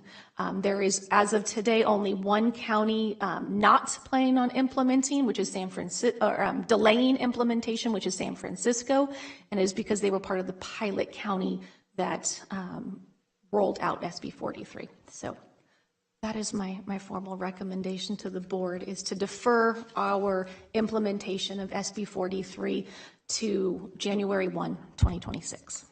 And with that, we also have Ian Barkley, our public guardian conservator in the office as well. Thank you for the time, Chair, and we're here to answer any questions you may have. All right, thank you both, and just confirm that your recommendation is to not delay it. My recommendation is to delay. Just joking with you. I know. Thank you very much for a thorough report, and I think this brings a light to a lot of things that people have been talking about. So thank you both very much. So with that being said, bring it to the board, and Supervisor Ding, all yours. Thank you for your presentation. And I agree. My first question you answered was, have you been in touch with Senator Eggman's office? So we're on the same page here. Second question has to do, I understand the 2-year delay, so it lies in sync with our own rollout. Wouldn't we want, we want to make sure we're ready for this before our campus and everything. I mean, not on the same timetable. Because we're going to have some errors and some different things going on. Is it general?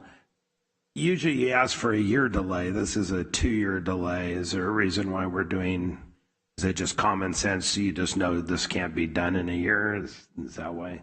So through the chair to answer Supervisor Ding's question, it's standard practice for the Department of Healthcare Services to give counties a 2-year implementation plan so that we can hit developmental milestones through those 2 years. Okay. So it's standard practice for the Department of Healthcare Services to give 2 years, which is why the 2-year deferment was written into the Senate bill.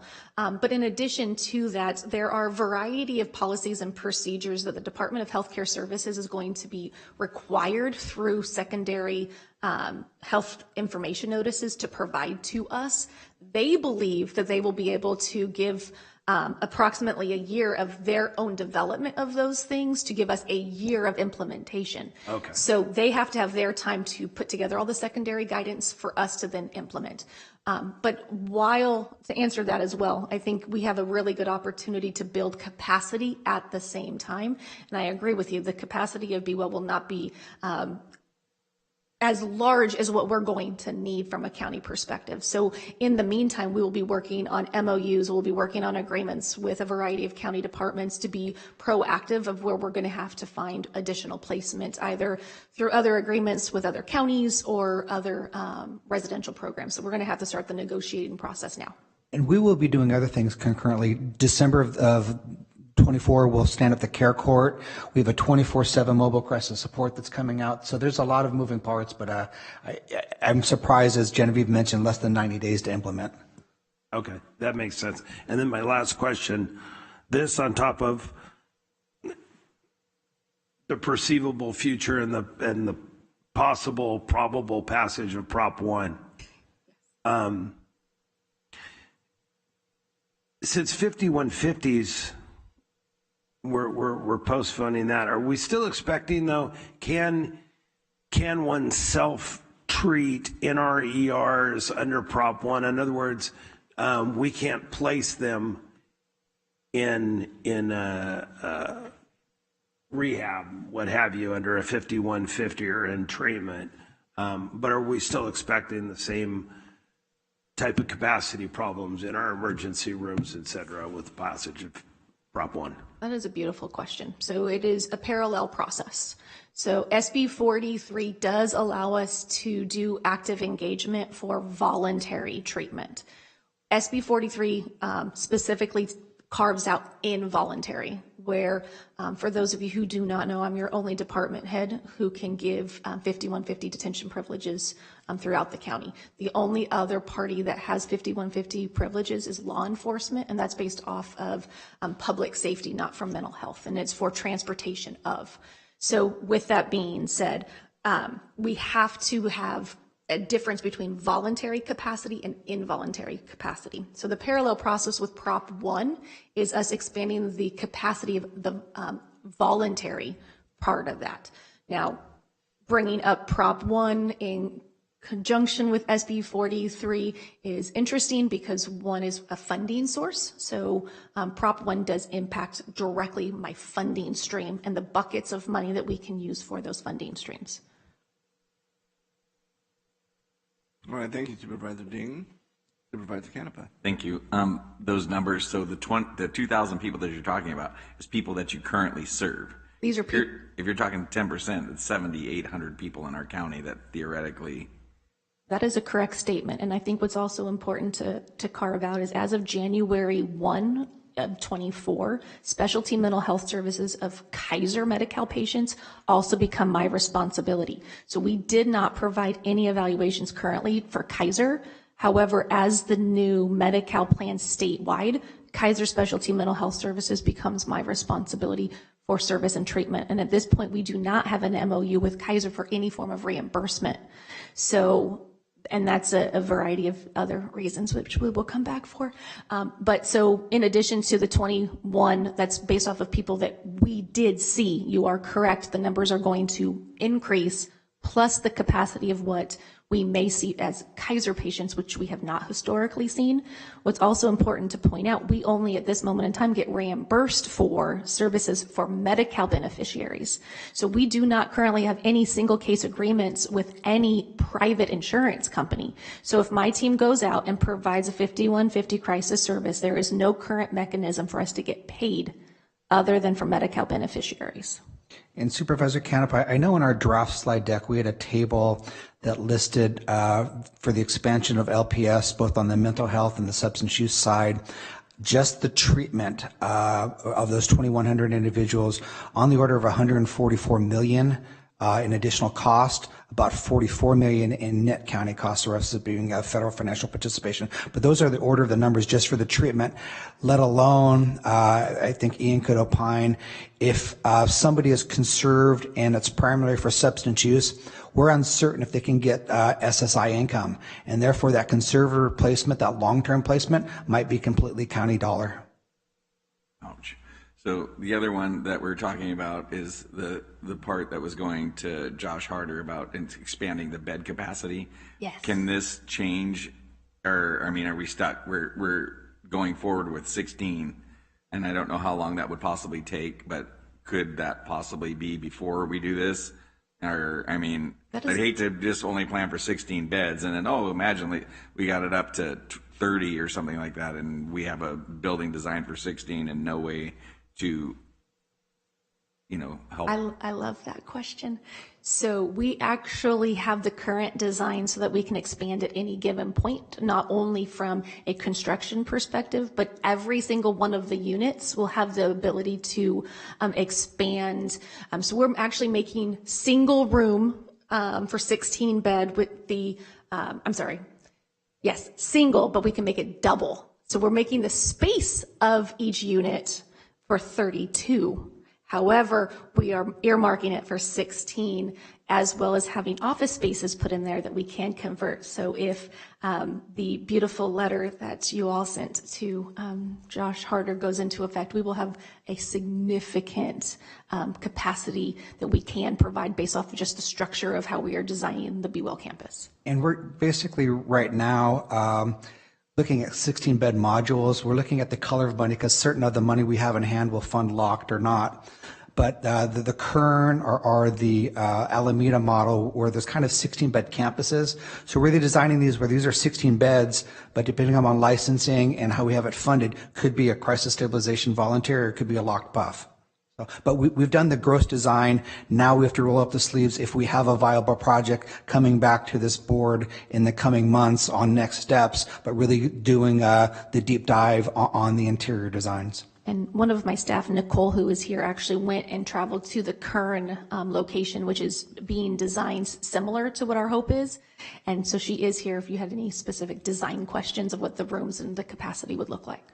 No, that's just exciting that we're going down this road. So in the past, I mean, so you were talking about 5150 where you can't transport them, that you needed the sheriff to do that. Why does that change with this? Because it's mandatory? This does not change that piece. So we still to this day, I cannot put hands on.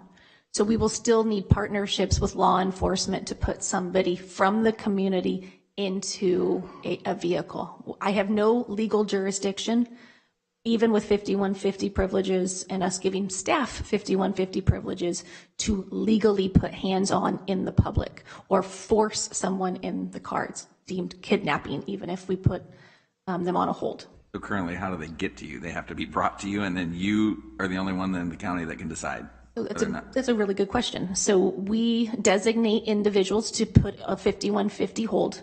We do have locked vehicles, so if someone voluntarily gets in the back of our vehicle, we can take them. If they do not, we have to call local law enforcement to have them transport for us. And I think Genevieve's comment about two people going out of county, when somebody is put in a lock placement out of county and they're being returned to our county to step down care, we send our own staff in a cage car and bring them back. So I think that was your example in that regard. That is correct. Okay, and then in the past, so Medi-Cal reimbursement, if they've had drug or alcohol treatment paid for before, do they qualify now? So they will, we have not received secondary guidance on how that will be paid as of yet. Okay. There is nothing based off of SB 43 that says how we will be reimbursed. Okay, thank you. Thank you, Chair. Thank you, Supervisor Canepa. Supervisor Patty. Thank you, Chair. Real quick, I've got 3 buildings on this campus. So we're talking about 16 scheduled, maybe 32. For what component of this? Because we've got community and outpatient, we get urgent care services and residential treatment. I'd go one slide prior to that where I think it has a listing of the components in 3 or 4 columns. But yeah. The print is so small I can't see it. All right, sorry. I will happily explain what each of the colors are. So our orange is what we are calling urgent care services as of today. So that would include the second PUF. That would include a second stabilization unit. It would include a walk-in crisis intervention lobby area. I'm only asking for numbers, numbers of people. How many people? Oh, gotcha. Trying to be brief. This has been a great presentation. I want to get to my numbers. It's close to 90 beds. Yeah, 90 beds. Okay, I am seeing 16 beds under urgent care. So 16 beds would be the PUF, and then there's the 16-bed CSU. However, a CSU can be up to 24. Okay. So then the urgent care is 90, and that was my question because I know 90 total on the campus in phase 1 as far as beds. A variety of substance use, crisis residential, locked placement, but 90 beds in total. At all 3 buildings? So there's no beds in the blue building. That is the outpatient treatment. So once they've actually gone through. 2 buildings, 90 beds. That is all right, correct. so my question, I want to get to the core of my question here. Thank you. I wanted to try to be brief as possible.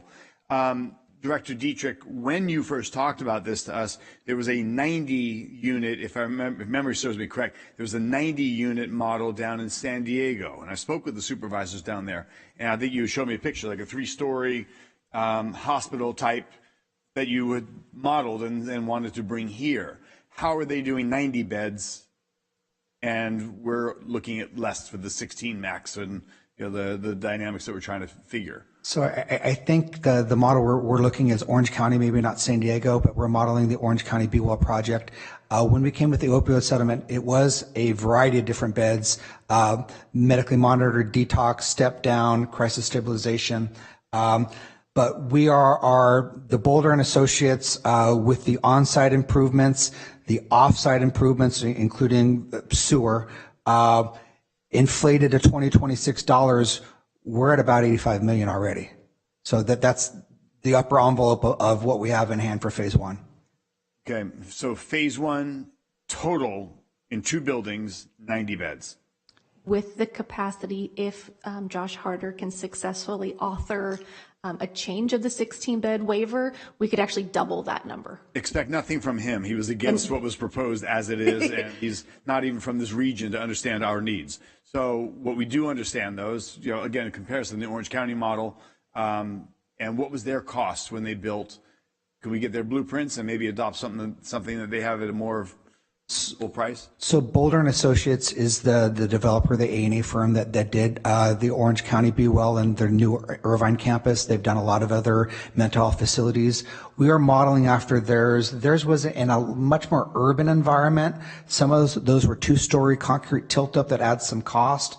But I want to say January 17th, Genevieve and I and some others are going down to actually physically tour that facility. Okay, so maybe it could amend, before you bring it to the board for final approval, you might be able to amend and for dollars increase maximum. We ultimately need location, beds. We need places to bring people that are in crisis and services that are going to be expanded for them. So I appreciate this effort. Brilliant, love it, great utilization of the property and the county, and great vision to incorporate it and adopt it here. So I totally applaud and support it. And if for 8, 10, 12, 15 million more, we can get maximum number of utility for this effort, we should. And as I mentioned, the 4 tranches of money, some of them have restrictions on what I can do with them, but we're also lining up the northern portion of that campus for bond initiatives that come out in March and November that would fund longer term aftercare transitional housing. So, I mean, we have a bigger vision, but we have to start with where we're at, and we're being very aspirational and very aggressive on the timelines. It's a great vision. Tomorrow when you present it to health plan, that's correct. That's what one of the units said.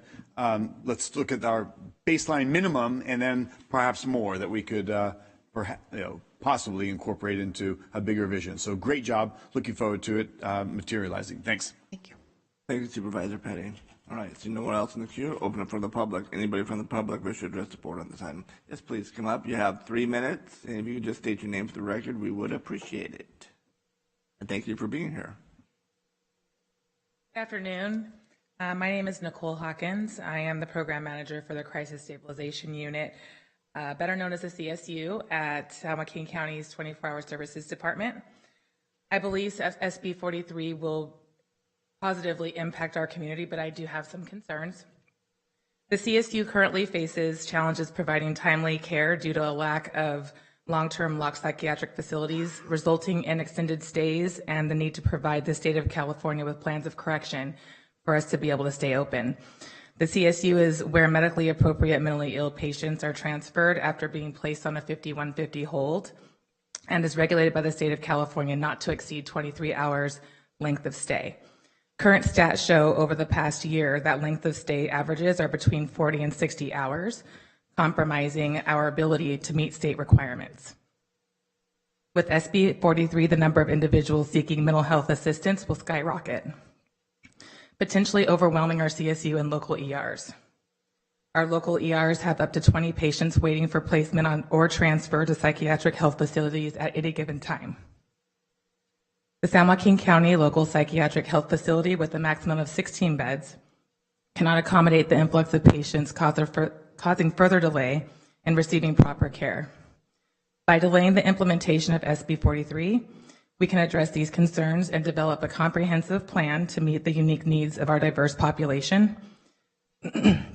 We can allocate resources, build an infrastructure, train staff, and collaborate with community partners to create a supportive network of mental health professionals. I urge you to prioritize the well-being and care of our community members by postponing the implementation of SB 43. Thank you for your time and consideration. All right, thank you. Anybody else? Yes, please. Again, if you have 3 minutes, if you just state your name for the record, we would appreciate it. Good morning, Supervisors. My name is Tan Nguyen, and I'm the Program Supervisor for the Crisis Stabilization Unit at San Joaquin County 24-hour Services Department. I want to share some thoughts on SB 43 and its potential impact on our community. While SB 43 may have its benefits, I do have some concerns. If we are not adequately prepared and lack the necessary infrastructure, it would just put a strain on our mental health systems, ultimately affecting those who are the most vulnerable in our community. The demand for services would increase significantly, overwhelming not only our crisis stabilization unit, but also emergency rooms and psychiatric health facilities. We are already facing challenges due to the shortage of locked psychiatric treatment facility beds, resulting in delays in providing necessary care. If the implementation of SB 43 were to begin next month, we would see an influx of individuals seeking help, further overwhelming both our mental health facilities and local emergency rooms. By delaying the implementation of SB 43, we would have the opportunity to address these issues head on. This will allow us to develop a comprehensive plan, provide necessary trainings to our staff, and collaborate closely with the mental health professionals. Ultimately, taking this time to prepare would greatly benefit the well-being being of our community. Thank you for your consideration, and I truly believe that by delaying SB 43, we can work together to create a brighter future for our community. Thank you. Thank you. Anybody else from the public wish to address the board on this item? Then no one will bring it back to the board for further discussion. Don't see any, so I'll just real quick remark again. Thank you both for bringing this forward. I know you talked to all of us prior to the board meeting and updated us as this law was going to affect. I mean, it says it all. It's 30 out of 58 counties that have heard this has pushed off for the 2 years implementation. The only one being San Francisco because it was a pilot program. And I think by you bringing this forward, it gives the public a sense of what's a large hill that I guess we still need to climb. Be it infrastructure being the main one, and that not only buildings but personnel, policies and different programs. And I'm hoping that as the state sees some of these issues that are unfolding, not just with our county, but counties throughout the state of California, that they'll, have some kind of funding source to assist our counties to implement these policies and stuff. But, I mean, I'm looking forward to the SJB Well campus. I mean, like we just discussed again today, the mental health has been a priority of this board. And so thank you both for implementing a lot of those policies and pushing forward. We do appreciate that. And with that, I'll end my time and I'll move it on over to Supervisor Patty. Thank you, Chairman. Barring any further discussion, I'll make a motion to adopt a resolution to defer implementation of State Senate Bill 43 from the 2022-2023 regular legislative session to January 1st of 2026. I'll second the motion. Man, people are quick with seconds. Get a vote, please.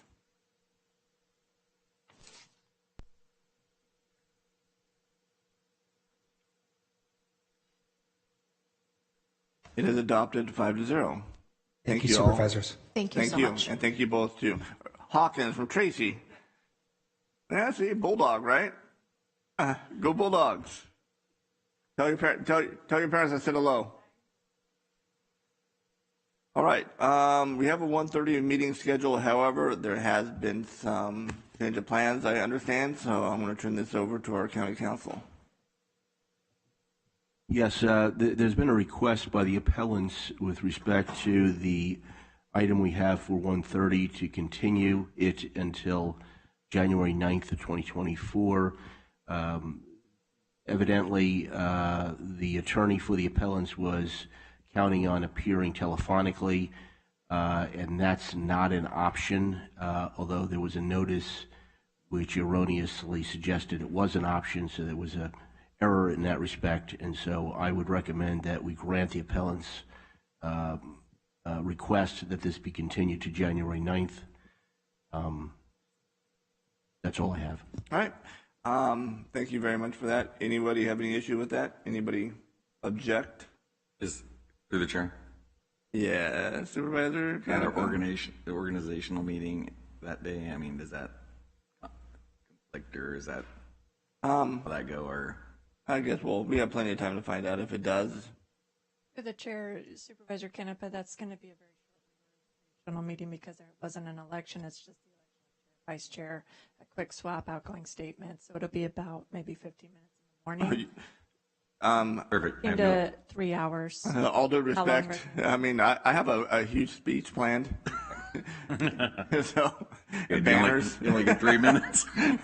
Video to be played, I think. A video decorating my year, and speeches from even like Supervisor Patty were saying, God, you're probably the best chair I've ever seen, and I appreciate it. But, anyways, and no objection then. Thank you. All right. Sounds good. So with that, we will. Are we gonna? Yes. I was just going to say, since this is a public hearing, I would request that there be a motion and the board. All right, let's go ahead and do a motion and a second. So move to delay as requested. Second. All right, get a vote, please.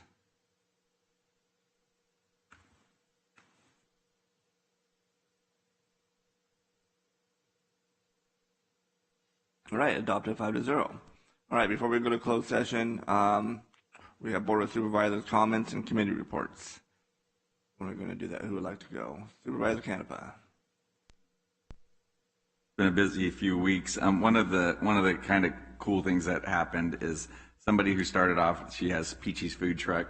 She started off at the kitchen incubator, which was a City of Stockton program, and then she went through a program through WorkNet and was able to buy with a loan from small business loan, a food truck. So that was one of the ribbon cuttings. A lot of us also attended Sonora Square opening, which is a repurpose of property and a new build for behavioral health. There was, we had an RTD annual update, SJAFCA, the Mossdale Tract update, attended the menorah lighting in Lincoln Center. Leadership Stockton came to San Joaquin County, and Supervisor Patty and Chair Rickman greeted them along with Rochelle, Clerk of the Board, DeBoer, and County Administrator Wolverding, and the CAO, County Council's office had a presentation, which is very good. The Community Leadership Council, there was also a Miracle Mile meeting for the spending of the $24 million. We had an EMS discussion with the fire chief from the City of Stockton, obviously naming committee, the Prop 1 discussion, the medical examiner groundbreaking, which was an exciting day to get them out of an old dilapidated building and to a shared one office location. The Board of Supervisors at Lodi Beer Company, it was a great event with department heads. There was the Festival of Trees put on at Mickey's Grove, which was a great event that I attended. Obviously, went to the Port of Stockton for the boat parade. The Youth Wellness Alliance, which we've been meeting, we've had the 5th meeting, is going really well. And the holiday lunch with the building trades for the Sam Caref Scholarship Fund, and we also had a coalition meeting about homelessness. And I just want to take a moment to wish everybody a Happy New Year and a Merry Christmas, and whatever possibly you would, what holiday you support. So I wish to say that, and until next year, thank you. Right, thank you, Supervisor Canepa. Who else would like to go? Yeah, I don't see your name on the queue. Thank you, Chair. Real brief, we attended some of the same things. The Sonora Square ribbon cutting, 38 permanent supportive housing units, already half full, looks like. So that's great. And Vice Chair Villapudua gave a speech that was riveting, inspiring. Women were shedding, tears, and there were kids in awe. It was absolutely incredible. People should have been there for it. I did have a really important week last week, going to Washington, D.C. with the Delta County Coalition. Unfortunately, Supervisor Ding wasn't well enough to travel, but the Delta County Coalition includes Yolo, Sacramento, Contra Costa, Solano, and, of course, San Joaquin. It was very timely. We met with Army Corps of Engineers. We met with Environmental Protection Agency, multitude of congressional leaders. And I will say that one of the things that was quite important is DWR, Department of Water and Resources, on behalf of the state of California and on behalf of the tunnel project, which is what we were there talking about, the perilous nature of it. DWR was in Washington a week prior, and they were meeting with the Bureau of Reclamation looking for a co-applicant, which was quite alarming. So they understand that the price is going to be getting exorbitant, and they're trying to kind of back channel it through the federal government, the approval process, and we had to bring that attention to multiple agencies that were not liking their approach. So that was very important meetings that we had, just back to back to back. We barnstormed through, and it was a lot of headway and great relationships. So thank you for letting us go on behalf of the county. We also had opening remarks. Stockton leadership was here. Another, again, riveting speech by Supervisor Canepa, and of course our chairman. Just great representation from San Joaquin County and the steady leadership that we are. I'm so proud of you kids. We also had a Gen Y celebration on Saturday, the 9th, and it's the average age for members of Gen Y is about 80 years old. So it's senior Asian Chinese citizens, and they have this great little community that were gathered. I won 2 raffle prizes, as luck would have it, and of course donated to some of the participants there, part of Gen Y. People were crying. It was just a lot of emotions, all in great appreciation of the generosity from a board member. It was incredible. We had the DA Freitas is right now currently in San Joaquin County having fentanyl presentations. Stag High yesterday, we got Bear Creek, and going around making the message how dangerous this drug is and how it's killing people. And that is no joking matter. And we are all seriousness. We know we've prioritized this, and so has our DA, and a multitude of efforts on so many people on behalf of our youth that are falling prey to this dangerous drug. Our last finish, Lincoln Center Menorah Lighting, was really fantastic. I gave a speech that was riveting. People were tears. Men were inspired. So some people climbed up and started making, snow, and it was just incredible from the heavens above. And our rabbi, and I do say our rabbi in Stockton, for him to come and to put this together and to invite so many members. We had our sheriff there, we had deputies there, police chief was there, fire department was there, and there was a message of support, of tolerance, of inclusion, but also standing up against tyranny and religious persecution. So it was a great speech on behalf of our rabbi, very moving, very touching. And I'll last finish, 2 things real quick, very important.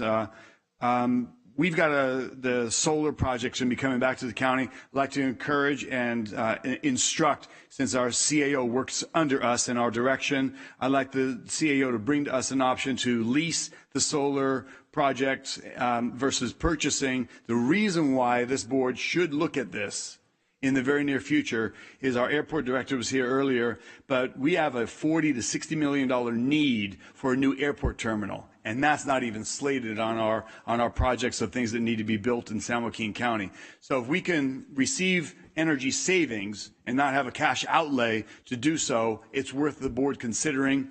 And I think it's a valuable project getting a new airport. So lastly, this past year, our chairman, from the top down, you've been absolutely fantastic. You've brought great, steady leadership. I think you've conducted the board in such a dynamic manner. And myself, Supervisor Villaputo, and I have been here 7 years. This has been the best year of those 7.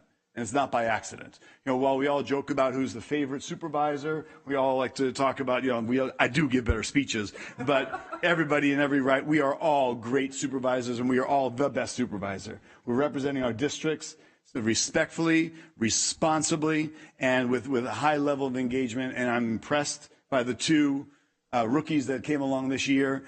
We appreciate that you guys are learning, coming along, and we're here to continue to mentor you in our final year coming up. But it's really been a pleasure. We've been joking, jesting, having fun. I love the diversity. I appreciate that there's difference of opinions. It's not always 5-0. We're being responsible, and I respect each and every one of your opinions. It's been absolutely fantastic. And again, Chairman, a great example of leadership. Thank you very much. I appreciate it. I'm looking forward to the possibility of Vice Chair Villaputo becoming the next chair, although that would necessitate our current chair giving up the gavel. So that might be a struggle down the road, but I think Miguel will take it. I know.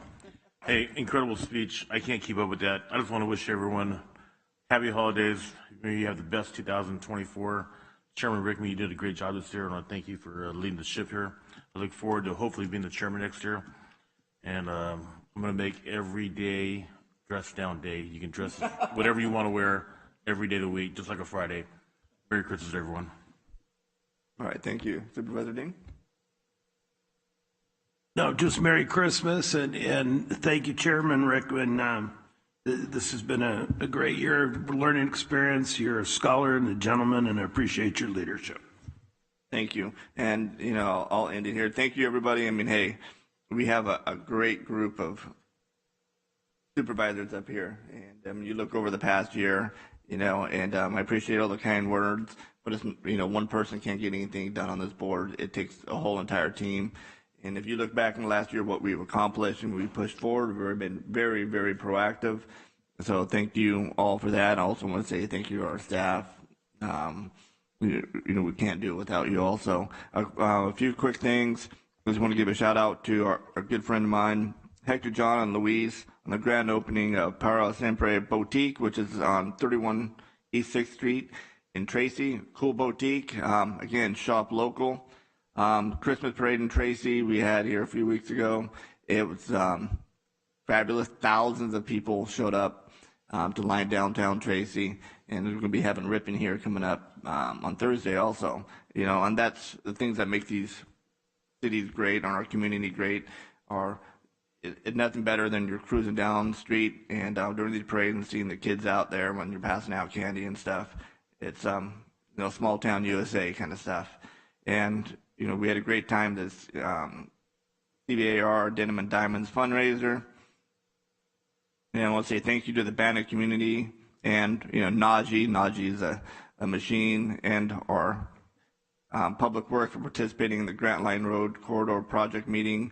And thank you to the community providing valuable feedback.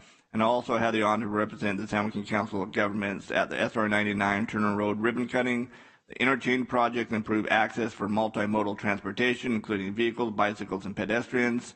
And this improvement marks a substantial step in enhancing transportation infrastructure and accessibility for Lodi and the region. So thank you, COG, thank you, the City of Lodi, and thank you, Caltrans, for getting that push forward. I also want to say thank you to the Escalon Fire Chief, Rick Mello, and the Board of Directors, and our firefighters and over there in Escalon for the awesome lunch that we had. Was able to attend one of the firefighter board meetings and was presented an appreciation plaque. Keep up the great work, and of course, safety is always the #1 priority. Fun time, the Ripon wine stroll, and great wine, great food, and great friends. It's a good time. Ripon's a heck of a community. I also want to say thank you to the Mountain House Fire Department for treating us for the Christmas brunch, and got to spend some time with our firefighters and their families. And just this last weekend, had the Breakfast Lions crab feed dinner, and crab feed season is upon us. And even if you don't like crab, there's other, usually have tri-tip or something. It's a great way to provide funding to these organizations to do such a good job in our community. And congratulations to the students of Aurora Coding and Robotics Academy. Got to listen to some amazing speeches. My God, some of these kids' speeches are just fabulous. And see some of the robotics that are coming down. Also want to say thank you to Rabbi Levi Myers over in Tracy at the Shabbat of Tracy Jewish Center. We had lighting of the menorah over in Tracy. Thank you for everybody that came out. It's a great tradition that we hold. Also, the Tracy Woman Club, which my wife is president, we had a fun at their annual Christmas dinner, and my God, that organization's over 100 years old. But I also want to end with, as we come together to celebrate the spirit of the season, it is time when two beautiful traditions, Christmas and Hanukkah, intersect in a tapestry of lights, love, and our shared joy. In the glow of Christmas trees and the warmth of Hanukkah candles, we find a common theme: the triumph of light over darkness, of hope over despair. These celebrations bring families and communities together, emphasizing the importance of unity, love, and the joy of giving. Let us appreciate the richness of our diverse tradition and the shared values that bind us all. As we exchange gifts and gather around festive tables, may the lights of Christmas and Hanukkah inspire us to spread kindness, understanding, and goodwill to all. Wishing you all a season filled with magic of Christmas and the radiant glow of Hanukkah. May it be a time of love, peace, and a shared happiness for everyone. So happy Hanukkah and Merry Christmas to everybody. God bless you. And Counselor, are we expected to come back? Yes, I'm anticipating we may have something to report out. All right. Well, then, if that's the case, we won't adjourn. We will take a break and go to closed session, and then we may be back. Well, we will be back to report out. But thank you, everybody. Chairman, what's tapestry mean? In your speech, you said the tapestry of something. A tapestry. The fabrics.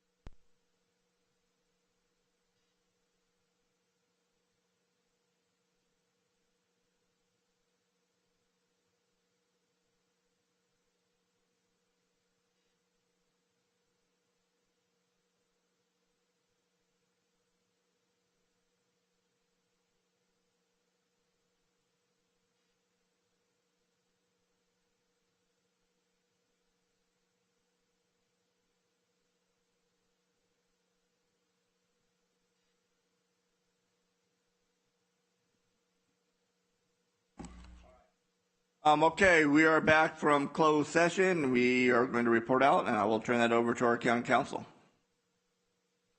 Yes, we went into closed session at 1:25. We came out at 1:31.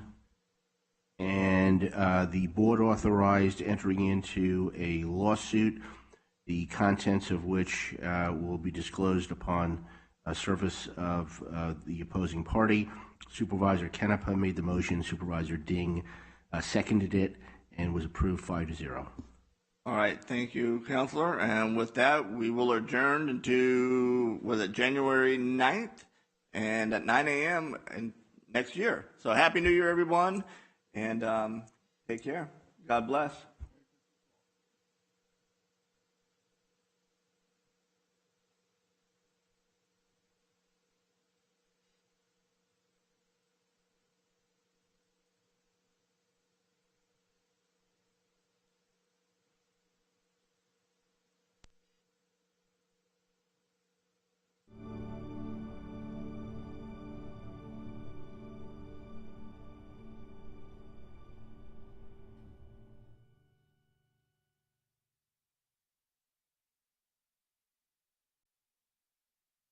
you